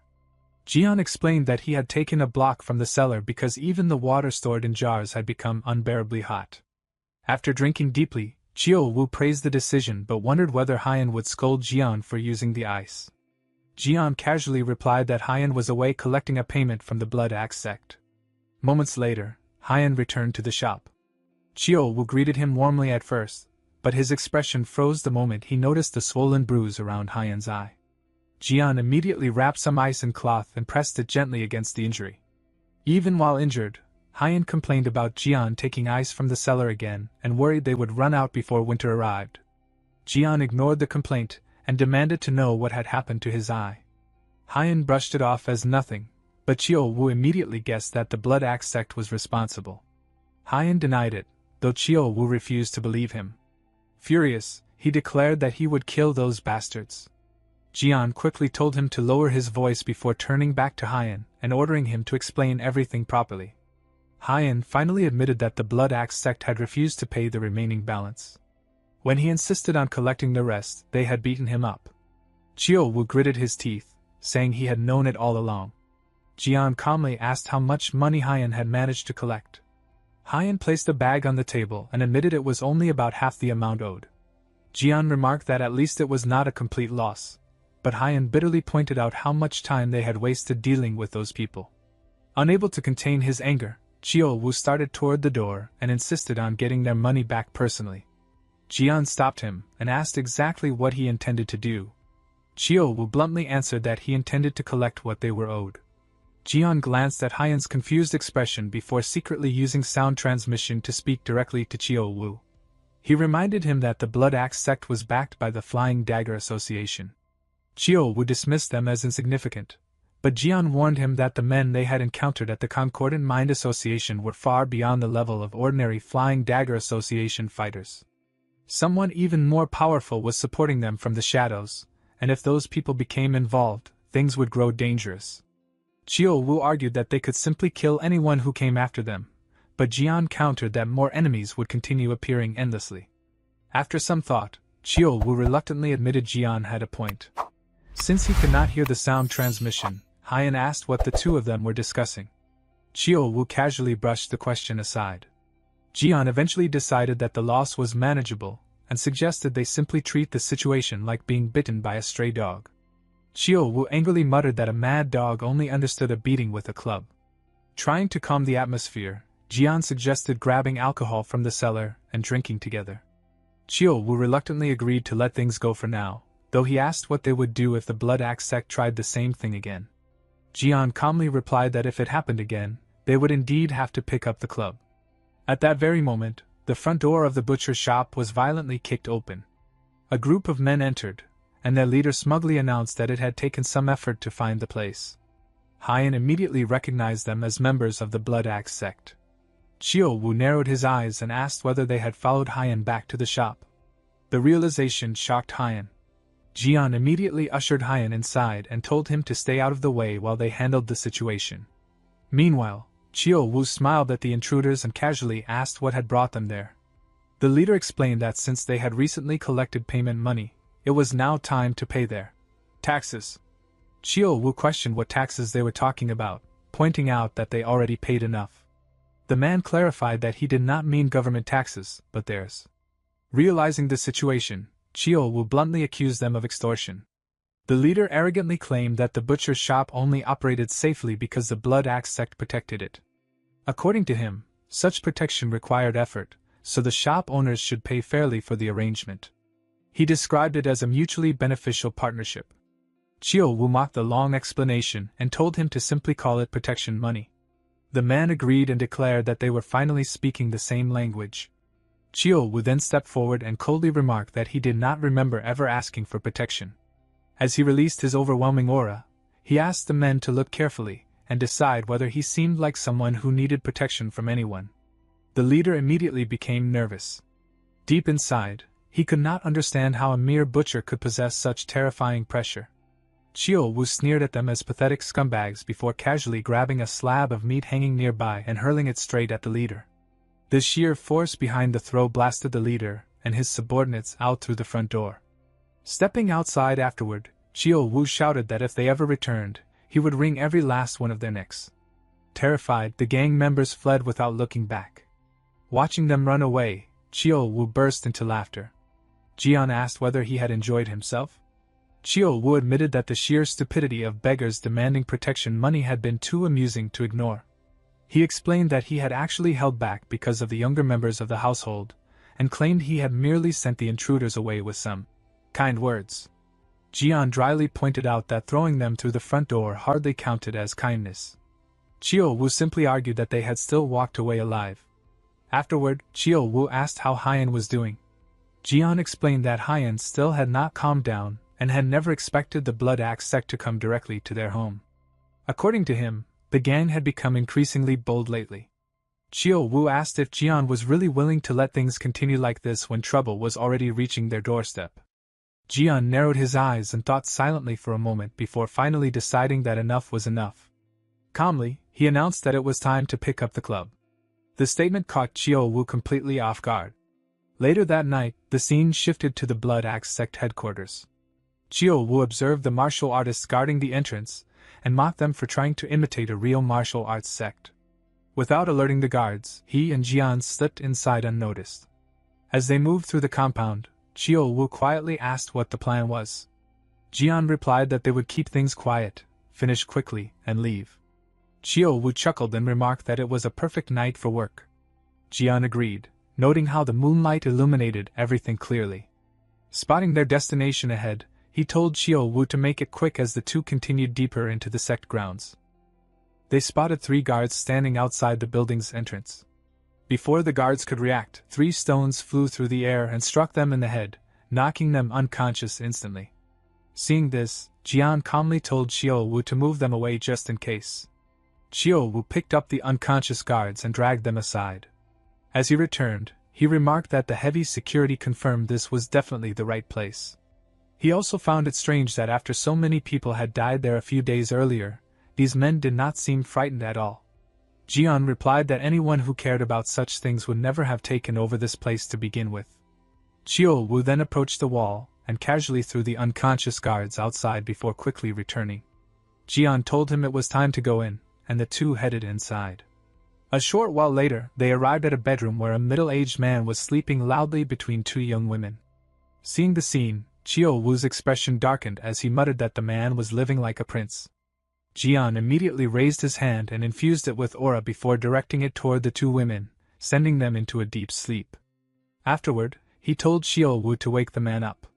Without hesitation, Wu kicked the sleeping man directly in the groin.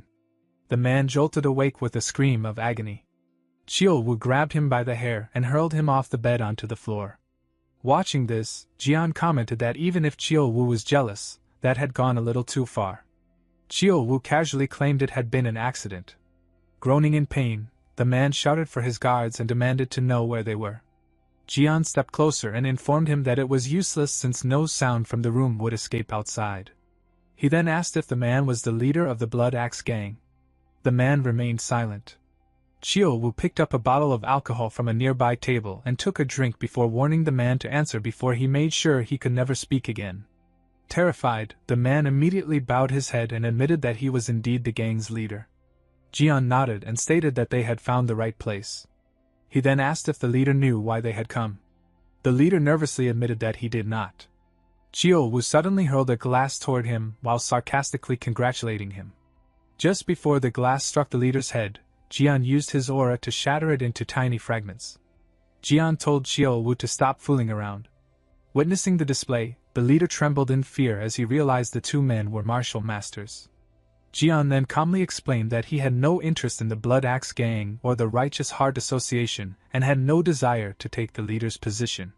He only wanted to live quietly and peacefully like everyone else, but troublesome things kept getting in his way. The leader quickly promised that if Jian simply gave the order, he would take care of everything immediately.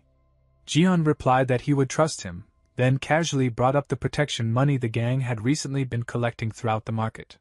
The leader admitted that it was true. Jian told him he was not demanding that they stop entirely, but they should at least keep things reasonable. If they only collected the same amount that the Righteous Heart Association used to take, there would be no problems. The leader hesitated. Seeing this, Wu asked whether it was too difficult and offered to make things easier for him. The threat immediately made the leader nervous. He explained that although he wanted to agree, it was not something he could decide on his own. Wu grabbed him by the head and demanded to know what nonsense he was talking about since he was supposedly the boss. The leader hurriedly explained that although he was the boss, he could not make every decision himself. Jian immediately understood and stated that it was because of the Flying Dagger Society. Wu recalled the group from before and mentioned that suspicious-looking men had recently been wandering around the market. The leader was shocked that they even knew about the Hidden Dragon unit. Jian asked whether the Flying Dagger Society members were still around. The leader explained that they had already withdrawn, but the Blood Axe gang still had to send them money every month. Jian simply told him to reduce the amount. The leader stared at him in confusion. Jian clarified that he meant the gang's share. Even after lowering it, they would still have more than enough money to survive. The leader hesitated once again. Wu tightened his grip on the man's head and warned him that if he disliked the arrangement, they could always replace him with someone else. Panicking, the leader immediately agreed to follow Jian's instructions. Wu finally released him and praised him for making the smart choice, adding that if he had tried anything clever, he really would have smashed his head against the floor. Wu then remembered the unpaid debt and reminded Jian that they still needed to collect the overdue tab. Jian turned to the leader and asked about the large feast the gang had recently held, mentioning how much meat they must have consumed. The leader reluctantly admitted it. Jian pointed out that after stuffing themselves like that, they should at least pay properly instead of trying to avoid the bill. The leader remained silent. Jian walked over to the wall and carefully observed the room. After a moment, he pointed toward a painting and remarked that it was probably there. Wu approached the painting and casually declared that they could simply check. With a single punch, he destroyed both the painting and the wall behind it. The leader nervously gritted his teeth. Behind the shattered wall was a hidden room filled with money. Seeing the stash, Wu called the leader insane and questioned why he had raised protection fees despite already having such wealth. Jian told him to leave the rest alone since they only intended to take what belonged to them.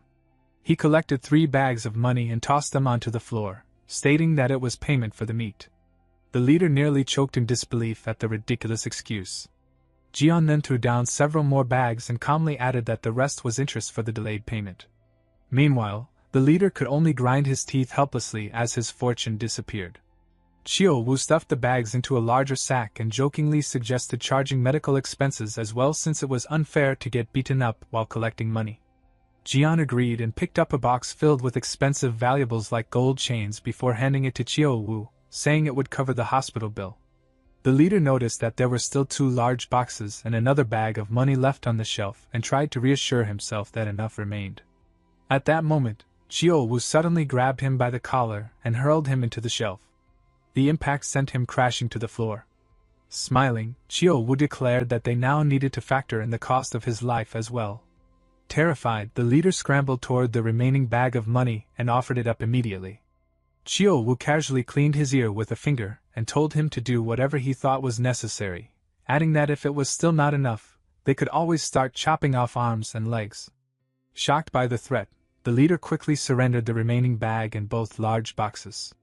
Chiao Wu tied the massive sack shut and lifted it effortlessly while laughing that the leader might actually amount to something since he at least understood the value of his own life. Jian stated that since they had taken everything they needed, it was time to leave. The leader stared blankly at the completely empty shelves in shock. Before leaving, Jian used sound transmission directly into the leader's mind and warned him to keep his mouth shut if he wanted to stay alive. If he ever spoke about what had happened that night, he would die. To emphasize the warning, Jian flicked a leaf infused with aura. The leaf pierced straight through the wall in front of the trembling leader. Chiao Wu added that they had treated him kindly enough already, so they should not have to deal with him again. He warned that if the gang caused trouble again, they would simply replace them with someone else. Jian agreed, remarking that things should remain peaceful for a while now. The scene then shifted to the Tongchen demonic cult's Machian pavilion. A man suddenly crashed through the doors after being struck by someone powerful enough to smash both the doors and the man himself into the hall. The injured figure was none other than Lord Hakan. A young man named Guan calmly stepped inside and remarked that if they had simply stepped aside peacefully, things would not have become so awkward. He then greeted his uncle, saying it had been a long time. Sitting silently upon the throne was his uncle, Guan Hyo, the instructor of the heaven-reaching demonic cult. Guan observed that even Lord Hakan had been defeated so easily, exactly as he had expected. At that moment, Guan Pei, one of Guan Hyo's loyal guards, stepped forward and furiously demanded to know whether Guan understood where he was and what he had done. Guan merely replied that Guan Pei had never been good at reading the atmosphere. Enraged, Guan Pei demanded to know what he meant. Guan calmly explained that this was not the time for shouting and glaring but the time to fear for one's life. With a furious roar, Guan Pei unsheathed his sword and charged forward while insulting Guan as a rootless wretch. Before he could even reach his target, a sword pierced straight through his stomach. Guan Pei collapsed to the floor in agony. Guan coldly remarked that calling him rootless was excessive since the Divine Demon clan rightfully belonged to him as the son of the late cult leader, not to his uncle who had occupied the empty throne immediately after his father's death. Guan Hyo remained silent for a long moment before finally admitting that there was nothing he could say that would not sound like an excuse. Guan smiled faintly and said that was exactly what he liked about his uncle. Unlike the fool lying on the floor, Guan Hyo understood the situation. Guan Hyo then admitted that there was still one thing he wished to ask. Guan allowed him to speak freely. Guan Hyo stated that although he was old, he was not weak enough to fall so easily. He wanted to know why everyone had betrayed him. Guan glanced back at the subordinates standing behind him and calmly explained that the leaders of the loyal Demon Corps and the Front Demon Corps had already been his men for a long time. Furthermore, 1/3 of the Elders' Council had supported him from the beginning according to his father's plans. To subdue the remaining elders, they had merely borrowed assistance from someone Guan Hyo knew very well. At that moment, another figure entered the hall while dragging someone by the hair. The newcomer casually threw the injured man in front of Guan Hyo. The moment Guan Hyo saw the bloodied figure, he immediately recognized him as Cho Jiang and hurried to support him. Cho Jiang coughed up blood weakly. The mysterious newcomer coldly remarked that Cho Jiang was not dead yet, so there was no need to panic. He then removed his hood. The instant Guan Hyo saw his face, his eyes widened in shock as he recognized the Northern Heavenly Sword Demon. Unable to believe it, Guan Hyo demanded to know how he could possibly be there. The Northern Heavenly Sword Demon asked whether Guan Hyo truly believed everything would end so easily. He declared that Guan Hyo had never understood him at all. Then, with burning rage in his eyes, he shouted that he could not die until he repaid what he owed Sima Jian. Not even the King of Hell himself would be able to stop him. Guanung unsheathed his sword and struck Guan Hyo down in a single motion. The cult leader's body collapsed lifelessly onto the ground. A smile spread across Guanung's face as he declared that with both the cult leader and the council of elders eliminated, taking complete control of the cult was now only a matter of time. At that moment, a man dressed in red rushed into the hall and knelt before him to deliver a report. The Northern Heavenly Sword Demon ordered the man to speak and asked whether the remaining resistance forces had been neutralized. The subordinate reported that most of them had been eliminated, but several individuals had escaped from the treasure vault carrying the sacred relics. They had also taken the Heavenly Demon Ring. Hearing this, Guanung's expression darkened in surprise as he demanded to know what had happened. The subordinate continued by explaining that they had managed to track the fugitives, but the one carrying the relics had separated from the main group during the escape. Guanung clenched his teeth in anger and declared that the heirloom of their founding ancestor, and the sword symbolizing the leader of the Tongshan demonic cult absolutely had to be recovered. Only by possessing them could he truly establish himself as the legitimate successor of the heavenly demon. He then demanded to know the thief's identity. The subordinate answered that it was No John of the divine demonic unit. The moment Guanung heard the name, a faint smile appeared on his face. He wondered whether No John might actually be heading towards Sama Jian. Meanwhile, back at the butcher shop, a middle-aged man arrived and learned that Old Man So had passed away. Upon hearing the news, he immediately muttered that this would become troublesome. He then asked who was running the butcher shop now. Gina explained that her older brothers had taken over the business. The man nodded thoughtfully and remarked that this created quite a dilemma. As he turned to leave the shop while glancing back, he accidentally bumped into Chio Wu. Startled, he immediately apologized to the large man. Chio Wu chuckled and assured him that it was perfectly fine. Jian then approached and noticed the man leaving empty-handed. He apologized and explained that they currently did not have the specific cut of meat he was looking for. The man clarified that he had not come to buy meat. Jian asked why he had come then. Gina explained that the visitor was from the Hahu clan and had come to recruit a head butcher. Jian asked whether he had been searching for Old Man So, the previous owner. The man confirmed that he had. Every year around that time, the Hahu clan ordered Sohung liquor and invited Old Man So to help prepare for the clan's main family banquet. They had done so for over 20 years, so he had never imagined the old butcher would pass away. Jian realized that the banquet was for the Great Lord's 70th birthday celebration. The man looked surprised and asked how Jian knew that. Jian explained that before his death, Old Man So had left behind instructions. He had specifically mentioned that members of the Hahu clan would eventually visit and had asked Jian's group to assist them as best they could. The man reacted with visible surprise. Jian then told Chio Wu to bring him the letter. After Chio Wu handed it over, Jian passed it to the visitor, explaining that Old Man So had left it behind for anyone from the Hahu clan who came searching for him. The man read the letter aloud. In it, Old Man So stated that his personally chosen successors possessed skills equal to his own, and could be fully trusted with the work. After reading it, the man thought that if Old Man So himself vouched for them, then that was reassuring. Still, he warned Jian that the banquet held every year for the Great Lord's birthday was enormous, but this year's celebration would be on an entirely different scale. The amount of food and meat required would exceed imagination. He then asked whether they were truly confident. Jian calmly replied that they would do their absolute best. Although the phrase itself was ordinary, the man strangely found Jian reliable. He informed them that the banquet would begin on the upcoming full moon, and warned them not to arrive late.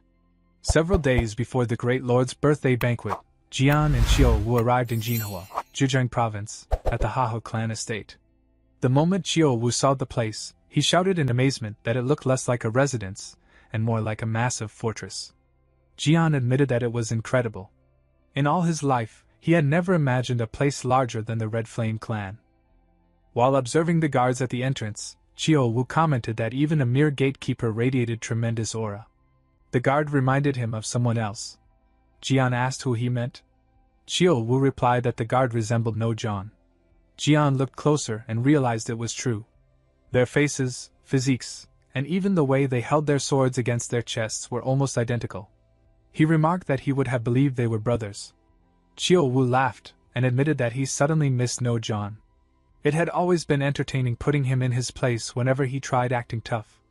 He then wondered how the rest of the group was doing before noticing the overwhelming number of people gathered there. Jian explained that Jinhua was already a major city, and with a banquet of this scale, merchants from all the surrounding regions had flocked there as well. Chiu Wu questioned what kind of celebration lasted for 3 entire days, though he admitted there would at least be plenty to eat and watch. After hearing about the martial arts tournament, he jokingly suggested participating. Jian sighed and told him not to be ridiculous since he would probably turn the entire tournament grounds into a crime scene.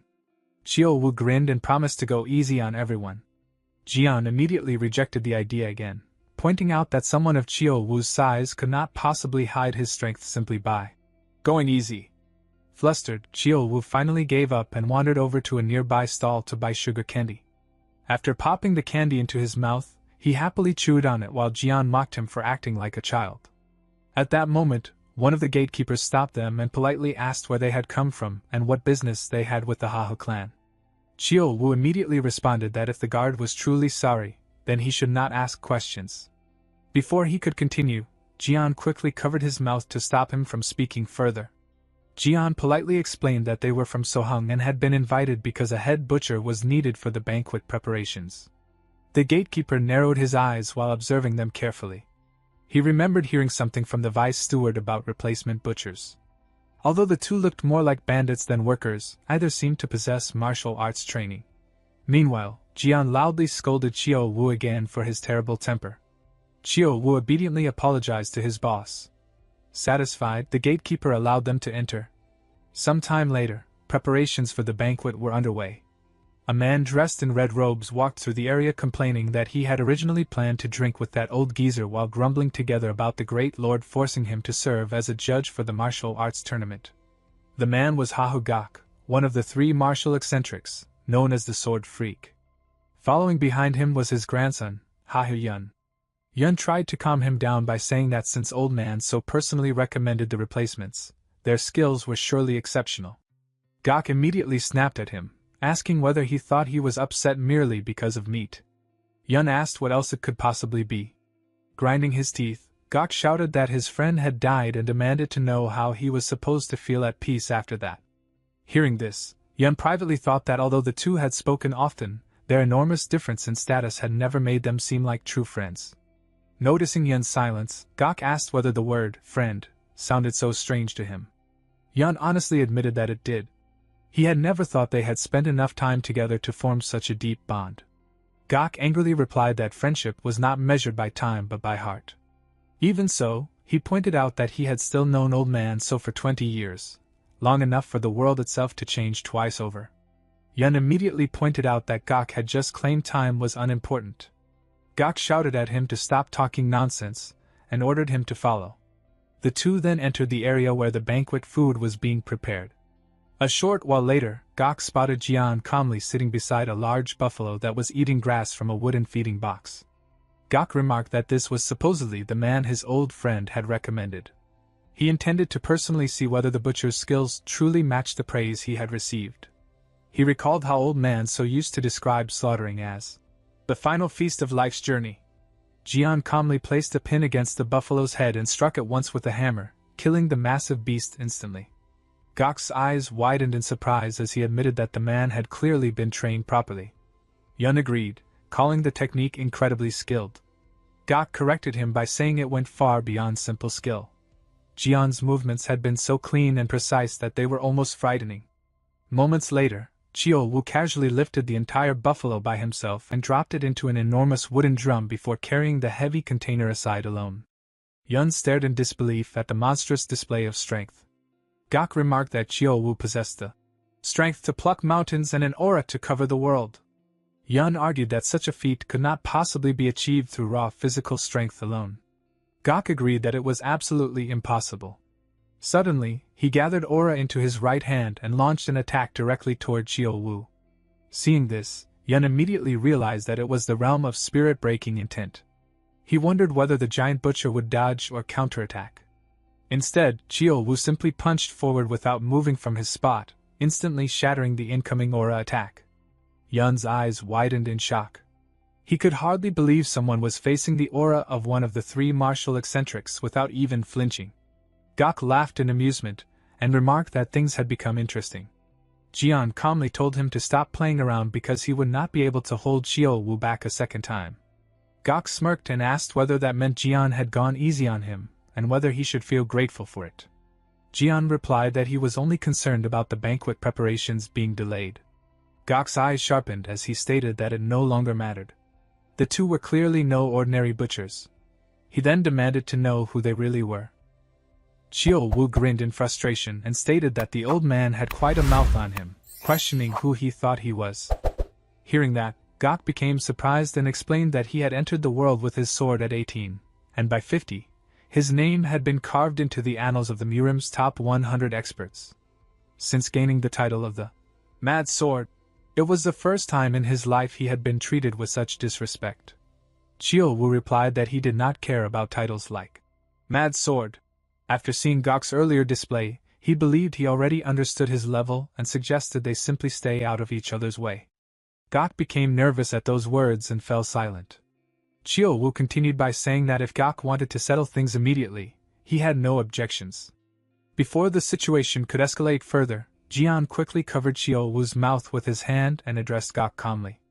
He explained that they were from the Hahu clan and had not come to cause trouble or pick a fight.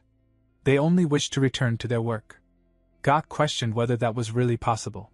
He pointed out that some random butcher had blocked a strike he had poured his heart and soul into without even breaking a sweat. Suspicious, he demanded to know who they truly were and what they were doing there. Jian answered that they were merely butchers from Sohang. Their purpose was exactly as it appeared. They were there to prepare meat and earn a living. They wanted nothing more than to live quiet and ordinary lives and had only ended up there because of work. He then asked Gok to do them a favor and pretend he had never seen them. Gok asked what would happen if he refused. Jian calmly asked what it was that Gok wanted from them.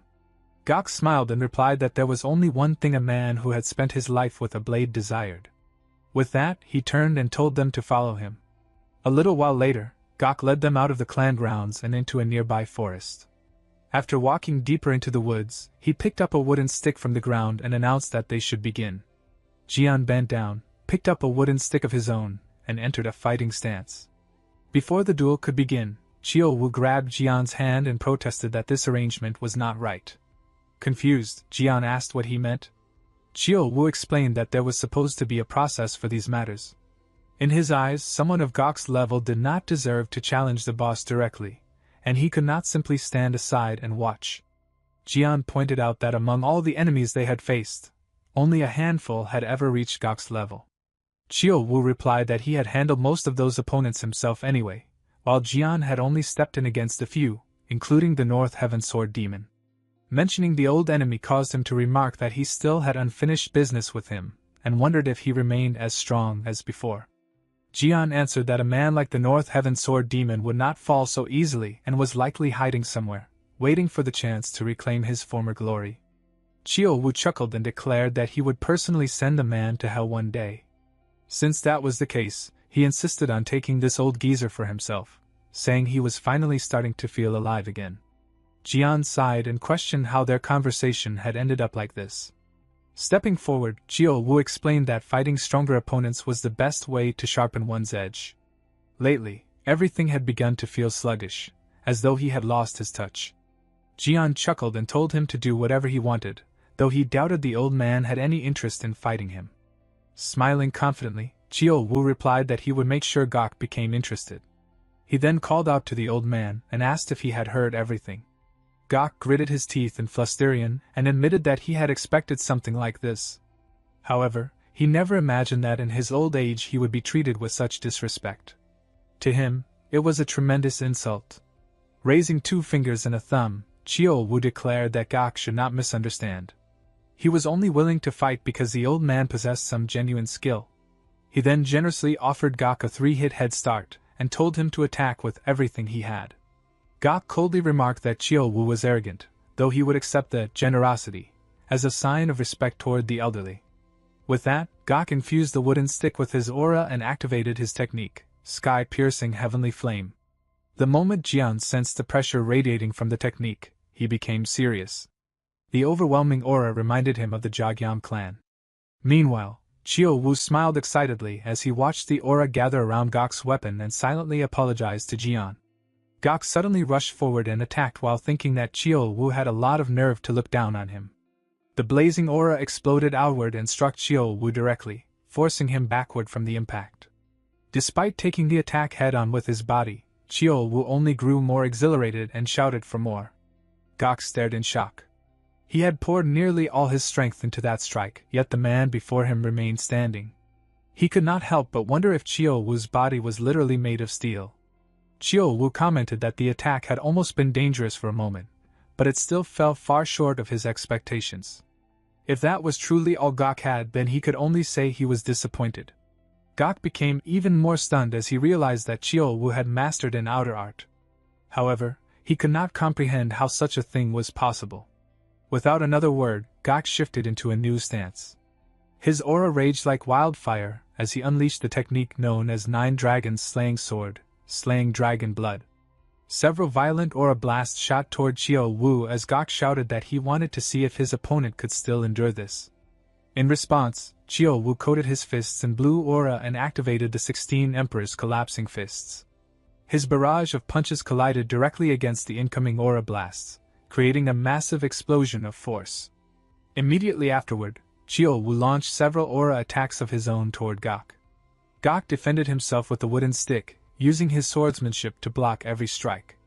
Without hesitation, Gok counterattacked once again with another variation of the slaying dragon technique.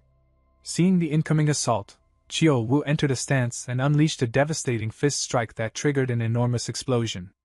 When the dust finally settled, Chiyo Wu coughed up blood before grinning widely. He admitted that the old man was not bad at all and remarked that it had been a long time since he had last seen his own blood. Gok stared at him in disbelief. Even though he had been unable to unleash the full force of the final strike, he had still put everything he had into it. Yet the damage he managed to inflict was barely anything. He wondered if Chiyo Wu had already reached the pinnacle of the diamond body, though he reminded himself that even the strongest shield could eventually be broken. When Gok failed to respond, Chiyo Wu casually asked whether the old man was already giving up. Gok rejected the idea immediately and told Chiyo Wu to save his pity for someone else. He promised to show him just how fragile that supposedly powerful body truly was. Hearing that, Chiyo Wu became even more excited and declared that now they were finally getting serious. At that moment, Jian suddenly sensed something wrong and urgently warned Chiyo Wu to use the Asura's heavenly chi immediately. Chiyo Wu asked if the situation was truly that serious. Despite his doubt, he activated the Asura heavenly chi and unleashed a murderous strike toward Gok. At the same time, Gok prepared his own ultimate attack and launched it directly at Chiyo Wu. Watching the clash unfold, Jian became deeply alarmed. He recognized the technique as one designed for internal destruction and realized that if things continued like this, someone was going to die. Their attacks collided head-on, releasing a massive aura explosion that shook the surroundings and could be seen from far away. As the dust finally settled, both Gok and Chiyo Wu were left stunned when they saw Jian standing between them, blocking both attacks at the same time. Blood dripped from Jian's mouth as he coughed heavily. Seeing that, Chiyo Wu immediately became nervous and asked if he was alright.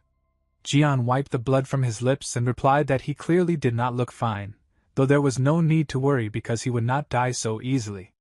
Despite the injury, he admitted that Chiyo Wu's skills had definitely become sharper.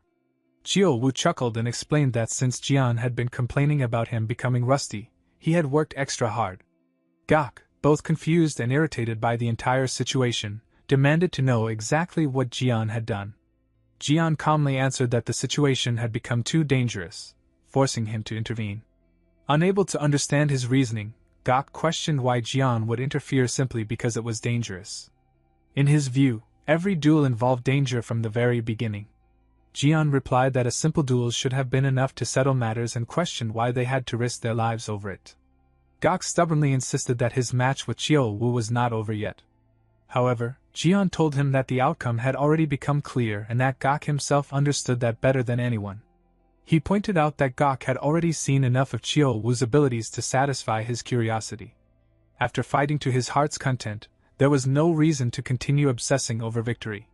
Hearing those words, Gok quietly repeated the phrase about obsessing over victory. Suddenly, old memories resurfaced in his mind. He recalled the clear skies on the day he had first left the clan carrying nothing but a single sword. Throughout his life, he had experienced not only glory but countless defeats and hardships as well. Now, after witnessing Jian casually intervene in a clash between himself and Qiu Wu, he realized the young man's martial arts had already reached a completely different realm. Even among experts of their caliber, such a feat should have been impossible. Gok then remembered Jian's earlier words about wanting nothing more than a quiet and ordinary life. Thinking back on that conversation, Gok found himself shaken. Despite possessing overwhelming strength, Jian still desired a peaceful life. Compared to someone like him, Gok felt strangely insignificant. The aura surrounding Gok suddenly faded away in Flusterian. Watching this, Qiu Wu loudly complained about what kind of nonsense this was. Before he could continue speaking, Jian immediately covered his mouth and ordered him to stay quiet. After taking a moment to calm himself, Gok looked toward Jian and admitted that he owed him one. Jian respectfully bowed and replied that it had been an honor. Meanwhile, Qiu Wu grumbled that despite doing all the hard work, someone else was receiving all the benefits. He reminded Gok not to forget what he had promised. Gok assured him that he would repay them tenfold, and then told them to stop wasting time so they could head back. With that, the three of them returned together. A little later, after arriving back at the clan grounds, Yun approached Gok and asked where he had gone. Gok noticed the gloomy expression on Yun's face and questioned what was bothering him. Yun complained that he had not even been able to finish watching Gok's duel before his father suddenly called him over and ordered him to participate in the upcoming martial arts tournament. Gok asked whether he meant the tournament being held for the celebration. Yun confirmed it with a frustrated nod. Gok casually suggested that he simply refuse, pointing out that Yun usually ignored his father's orders anyway, so there was no reason to sulk now. Yun explained that this time was different because the order had come directly from the very top. Surprised, Gok asked if he meant the great leader himself. Yun confirmed it, and admitted that although he had tried everything possible to refuse, it seemed impossible to escape this time. Gok stared at him in disbelief and questioned whether he truly had the courage to think about defying the great leader. Yun shamelessly explained that he had used Gok's name as an excuse, claiming that if they wanted him to participate, they would first need permission from his great-grandfather. Gok let out a deep sigh and muttered that the brat was truly unbelievable. Off to the side, Qiu Wu whispered to Jian that while the elder seemed slightly insane, the kid himself was also quite troublesome. Jian quietly agreed, admitting that Yun was an interesting brat and that his martial arts skills were not bad either. Meanwhile, Yun excitedly shifted the conversation and explained that since the tournament was being held for the great leader's 10th birthday celebration, the rewards were unbelievably valuable. Gok commented that gifts from all across the world were probably being gathered as tournament prizes. Usually, the grand prize would be a masterwork sword, though it appeared they had prepared something different this time. Yun explained that while a sword was still included, an additional special reward had also been added. Curious, Gok asked what the secondary reward was. Yun explained that earlier, while returning from meeting his father, he had seen the chief steward carrying a strange-looking plant. According to what he heard, it was meant to be the special prize for the tournament champion. Gok guessed that it was probably some kind of spirit herb. Yun admitted he was not entirely sure whether it was a spirit herb, though he remembered the strange name after thinking about it for a moment. Finally recalling it, he revealed that it was called the 1000-year fire spirit herb. The moment Jian heard that name, his expression changed in surprise. Memories of the physician's earlier explanation immediately resurfaced in his mind.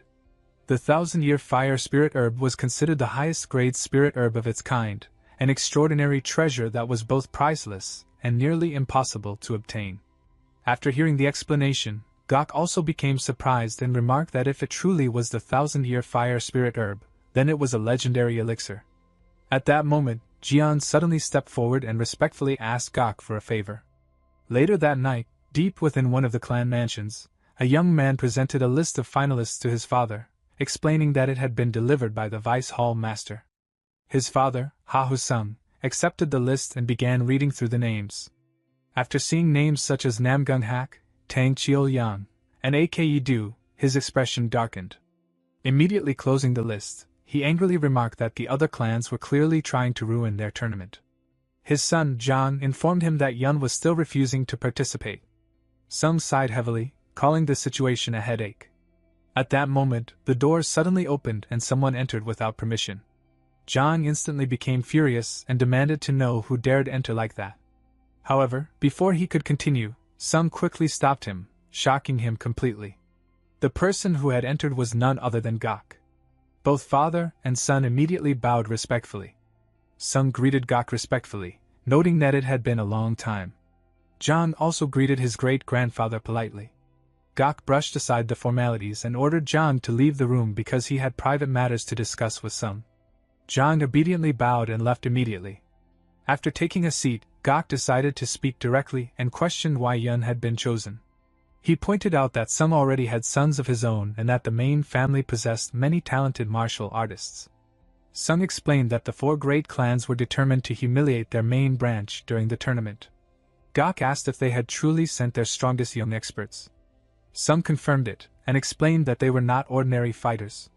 The Namgung clan alone had sent the youngest son of the Sword God, whose abilities were rumored to have already surpassed even his father's prime years. It was not just the Namgung clan either. The Tang clan, the Hebeipan clan, and the Shandongyu clan had all dispatched their greatest young geniuses. Gok laughed, commenting that their betrayal during the previous alliance leader election must have wounded the clans more deeply than expected. Sung agreed with that assumption and admitted that among the younger generation, only Yun stood a chance against those monsters.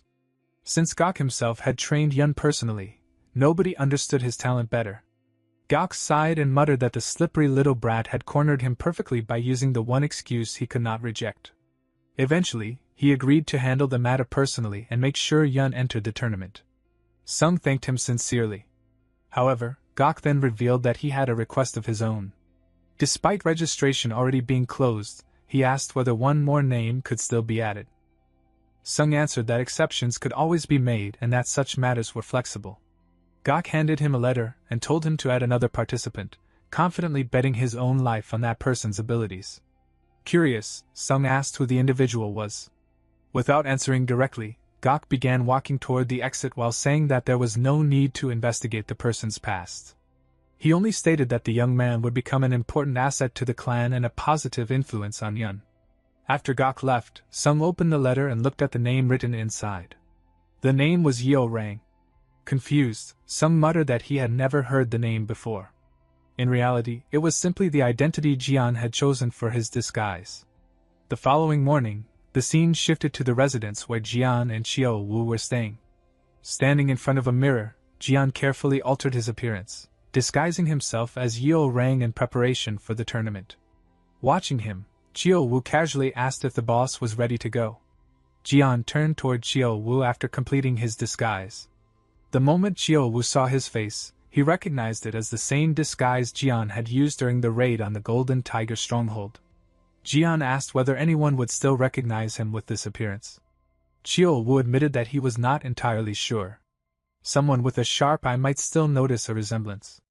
If Jian was that worried, he suggested changing the disguise completely instead of using the same one again. Jian explained that he was not fully accustomed to changing his appearance yet, and his bone-shifting technique was far from high level. Xiao Wu dismissed the concern and pointed out that nobody would ever suspect that famous tournament champions and ordinary butchers like them were the same people. He told Jian to stop worrying and fight seriously.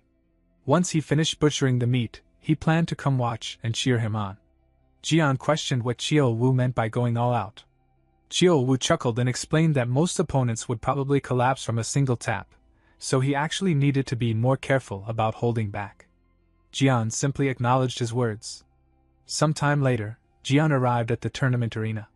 As he looked around, he silently admired the place. The entire ground had been paved with smooth stone slabs, making it neither slippery nor straining on the eyes. The Haha clan must have spent a fortune constructing such an arena. Jian imagined that if Xiao Wu saw it, he would call it a wasteful display of money, though Jian personally thought the arena looked impressive. While he was observing the surroundings, a referee approached and asked whether he was there to compete before demanding his name. Jian calmly introduced himself as Yeo Rang. The referee checked the participant list and quickly found the name. He informed Jian that he was scheduled for the very first match.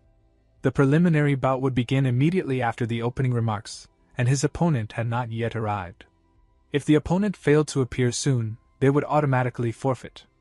While waiting, Jian silently observed the crowd and concluded that very few participants truly stood out. The real experts were likely gathered elsewhere. He had heard that the young geniuses of the 5 great clans were also participating, which only made the tournament seem more entertaining. His attention then shifted toward the elders of the 5 clans seated separately in the audience. At the center sat Gok, who happily waved at Jian the moment he noticed him. Jian returned the gesture with a faint smile. Seeing Gok reminded Jian of their earlier conversation when he had requested help entering the tournament despite the registration already being closed. At that time, Gok had explained that he had personally begged the organizers to allow Jian to participate. Jian had sincerely thanked him for the favor. Afterward, Gok had asked Jian for a favor in return. Jian had immediately told him to simply ask. Gok explained that it was nothing major. Several clans were apparently planning to disrupt the festival, so he wanted Jian to teach them a lesson. At the same time, it would be a good opportunity to show Yun that there was always someone stronger in the world. Returning to the present, Jian silently resolved to win the tournament no matter what. Everything would unfold exactly as Gok desired. At that moment, the referee loudly announced the beginning of the first preliminary match and called for Yeo Rang and No Su to enter the arena immediately. Jian calmly walked toward the stage while thinking that it was finally his turn. A short while later, the 2 competitors stood facing each other in the center of the arena. Jian introduced himself as Yeo Rang. His opponent proudly declared himself No Su of the Xian clan. After spinning his spear confidently through the air, he arrogantly offered Jian the first 3 moves. Hearing such confidence, an elder wearing brown clothing laughed and called No Su an arrogant fool. The elder in blue remarked that No Su's abilities did not appear impressive enough to justify such boldness. Another elder dressed in black calmly pointed out that regardless of his attitude, No Su still belonged to the Xian clan, a family renowned for spear techniques. If he had truly mastered those arts, he would not be an easy opponent. The elder in dark green then turned toward Gok and asked for his thoughts. While casually sipping his liquor, Gok stated that No Su had completely lost his mind. The surrounding elders were shocked by such a harsh assessment, and questioned his words. Gok explained that No Su did not even understand how strong his opponent truly was, yet still dared to act so arrogantly. Meanwhile, Jian slowly unsheathed his sword and entered a fighting stance. Calmly, he stated that in that case, he would not hold back either.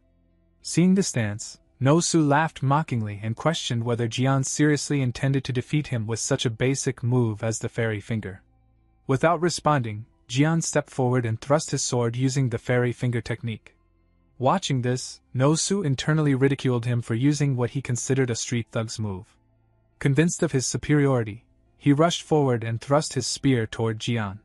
However, the moment their weapons met, No Su's expression changed completely. Jian effortlessly redirected the spear, and before No Su realized it, the tip of Jian's sword was already resting against his neck. Gritting his teeth in frustration, No Su realized he could not create distance between them. He immediately stepped backward to escape Jian's range, yet no matter how far he retreated, Jian's sword remained only inches from his throat. Panic slowly spread across his face as he continued retreating again and again, only for the blade to follow perfectly every single time. Eventually, while stumbling backward in desperation, No Su lost his footing and fell directly out of the arena. The crowd stared in stunned silence before breaking into shocked murmurs, questioning what kind of technique they had just witnessed. Without another word, Jian calmly sheathed his sword. The elder in brown stared in disbelief and questioned how everything had ended from nothing more than the fairy finger. The elder in blue observed that Jian's sword form was flawless. Even while chasing his opponent, the tip of his sword had never wavered even slightly. The elder in black added that people capable of handling a blade at such a level were exceptionally rare. The participating martial artists were equally shocked by the overwhelming display.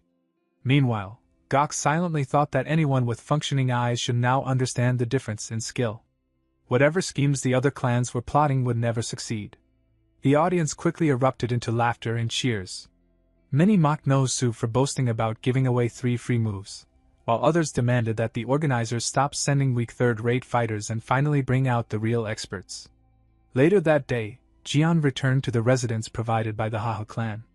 The moment Xiaowu saw him, he asked in disbelief whether the match had already ended. While restoring his face back to its original appearance, Jian calmly confirmed that it was over. Chio Wu then asked who the next opponent would be. Jian explained that the second preliminary round would begin the following day, and that there would probably be no more matches today. Chio Wu cursed in disappointment, complaining that he had rushed all the way there for nothing. Jian replied that it was actually a good thing the match had ended quickly. Chio Wu chuckled and admitted that he had really wanted to witness Jian's skills properly.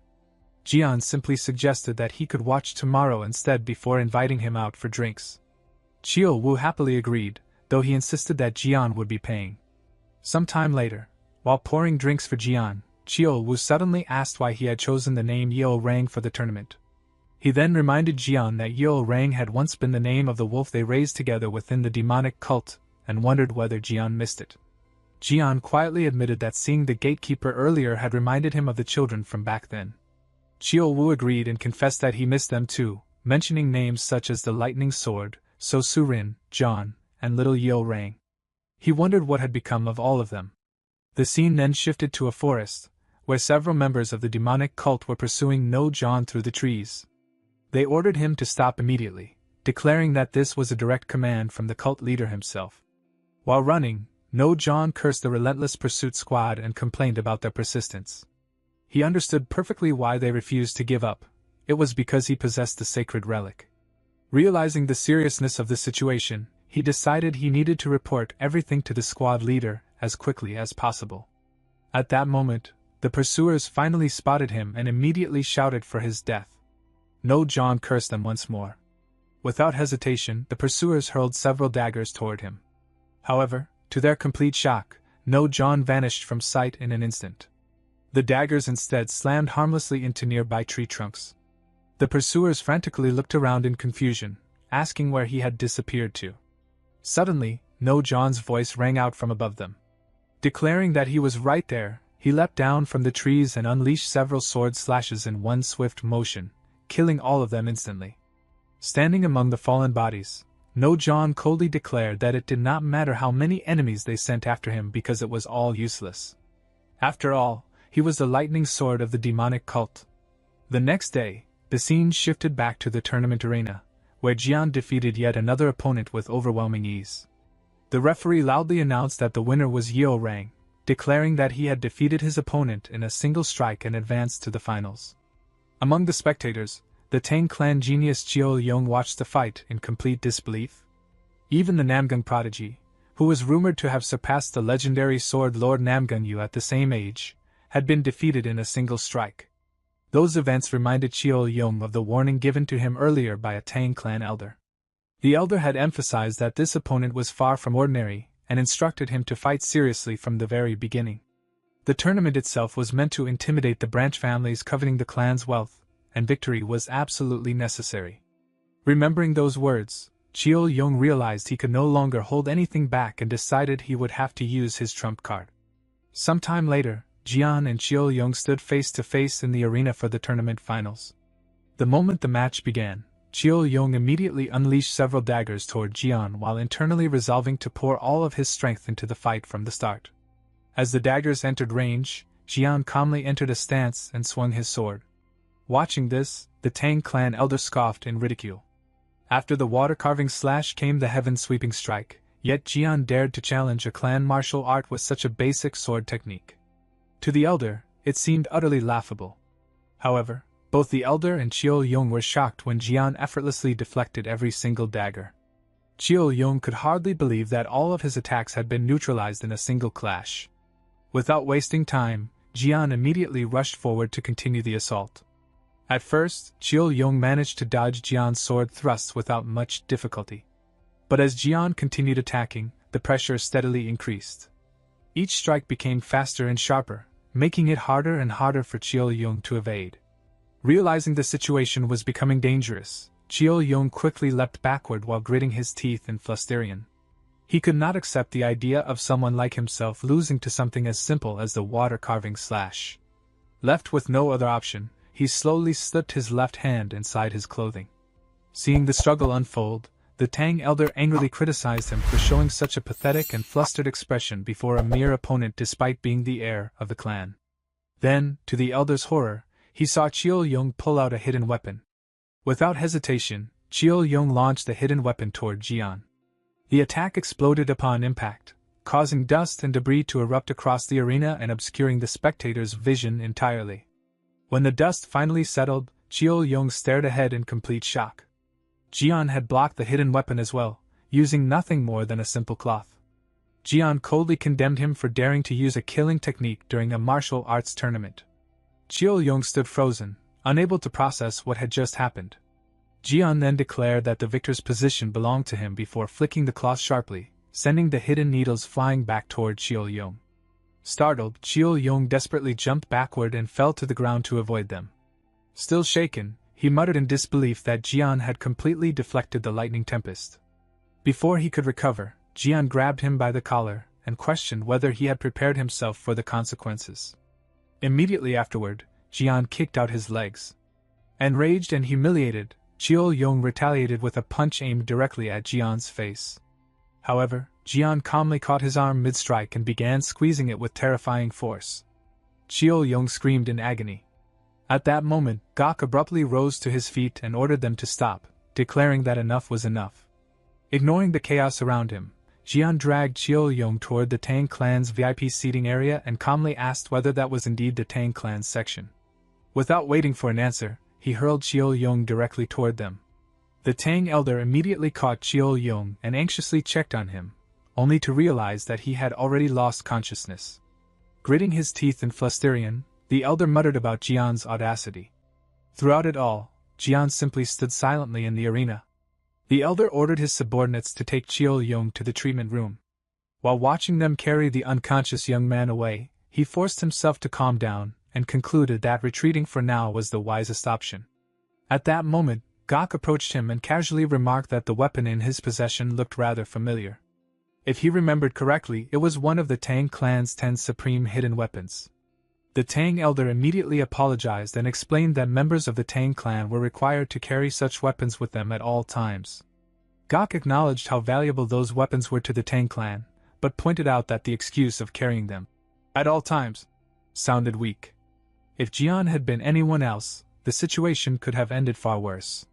The elder dressed in black agreed, stating that they were fortunate matters had ended with only this much damage. The elder in dark green added that the incident could have easily led to grave consequences and believed the Tang clan owed everyone a proper explanation. The Tang elder bowed deeply and apologized once more, explaining that Chil-yong was still young and overly obsessed with victory, causing him to lose control. Gok coldly remarked that the apology should be directed toward Jian instead. The Tang elder immediately bowed respectfully toward Jian and introduced himself as Tang Heijio, elder of the Tang clan. He apologized sincerely on behalf of the clan, admitting that his subordinate had panicked at the thought of defeat and committed a serious breach of etiquette. Jian accepted the apology calmly, and simply warned them to be more careful in the future. Tang Heijio expressed his gratitude for Jian's magnanimity. With a deeply flustered expression, the elder turned away while inwardly cursing the humiliation that had fallen upon the Tang clan. Shortly afterward, Gok loudly announced that the tournament had finally reached its conclusion and declared Yeo Rang the champion of the martial arts tournament. The audience erupted into cheers, shouting Jian's tournament name repeatedly.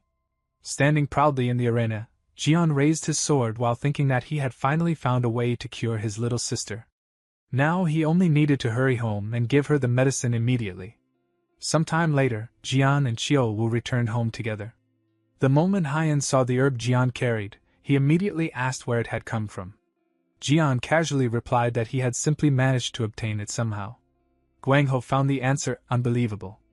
According to the physician, the 1,000-year fire spirit grass was so precious that no amount of money could buy it, yet Jian was casually claiming he had merely stumbled upon it.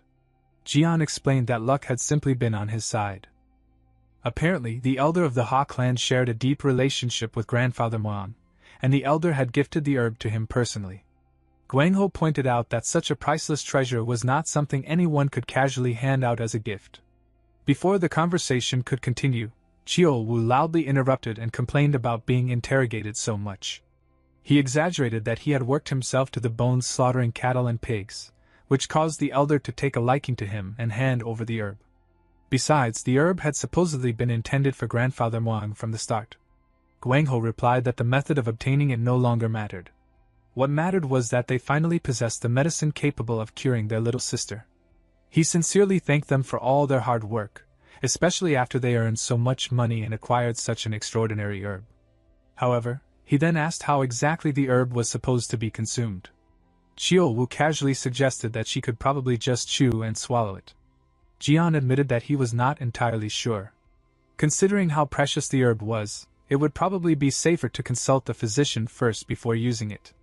Gina then nervously revealed that the physician was no longer there. Surprised, Jian immediately asked what she meant. Gina explained that the previous day, the physician had departed for Suzhou to treat a retired official, and would likely not return for at least half a month. Jian questioned how she knew so much about the physician's schedule. Hyan explained that their little sister had recently become very interested in medicine, to the point that even the physician had considered accepting her as a disciple. Hearing that, Jian smiled warmly and encouraged her to pursue anything she wished to learn without hesitation. He promised to support her fully before returning to the issue at hand and asking what they should do now. While thinking carefully, Jian noticed that the herb's color already appeared slightly duller than before. It was slowly beginning to wither. Once a miraculous herb was uprooted, preserving its medicinal properties became a race against time.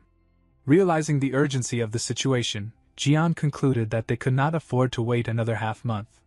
Before the herb lost its effectiveness entirely, they needed to hurry and decoct it into medicine immediately.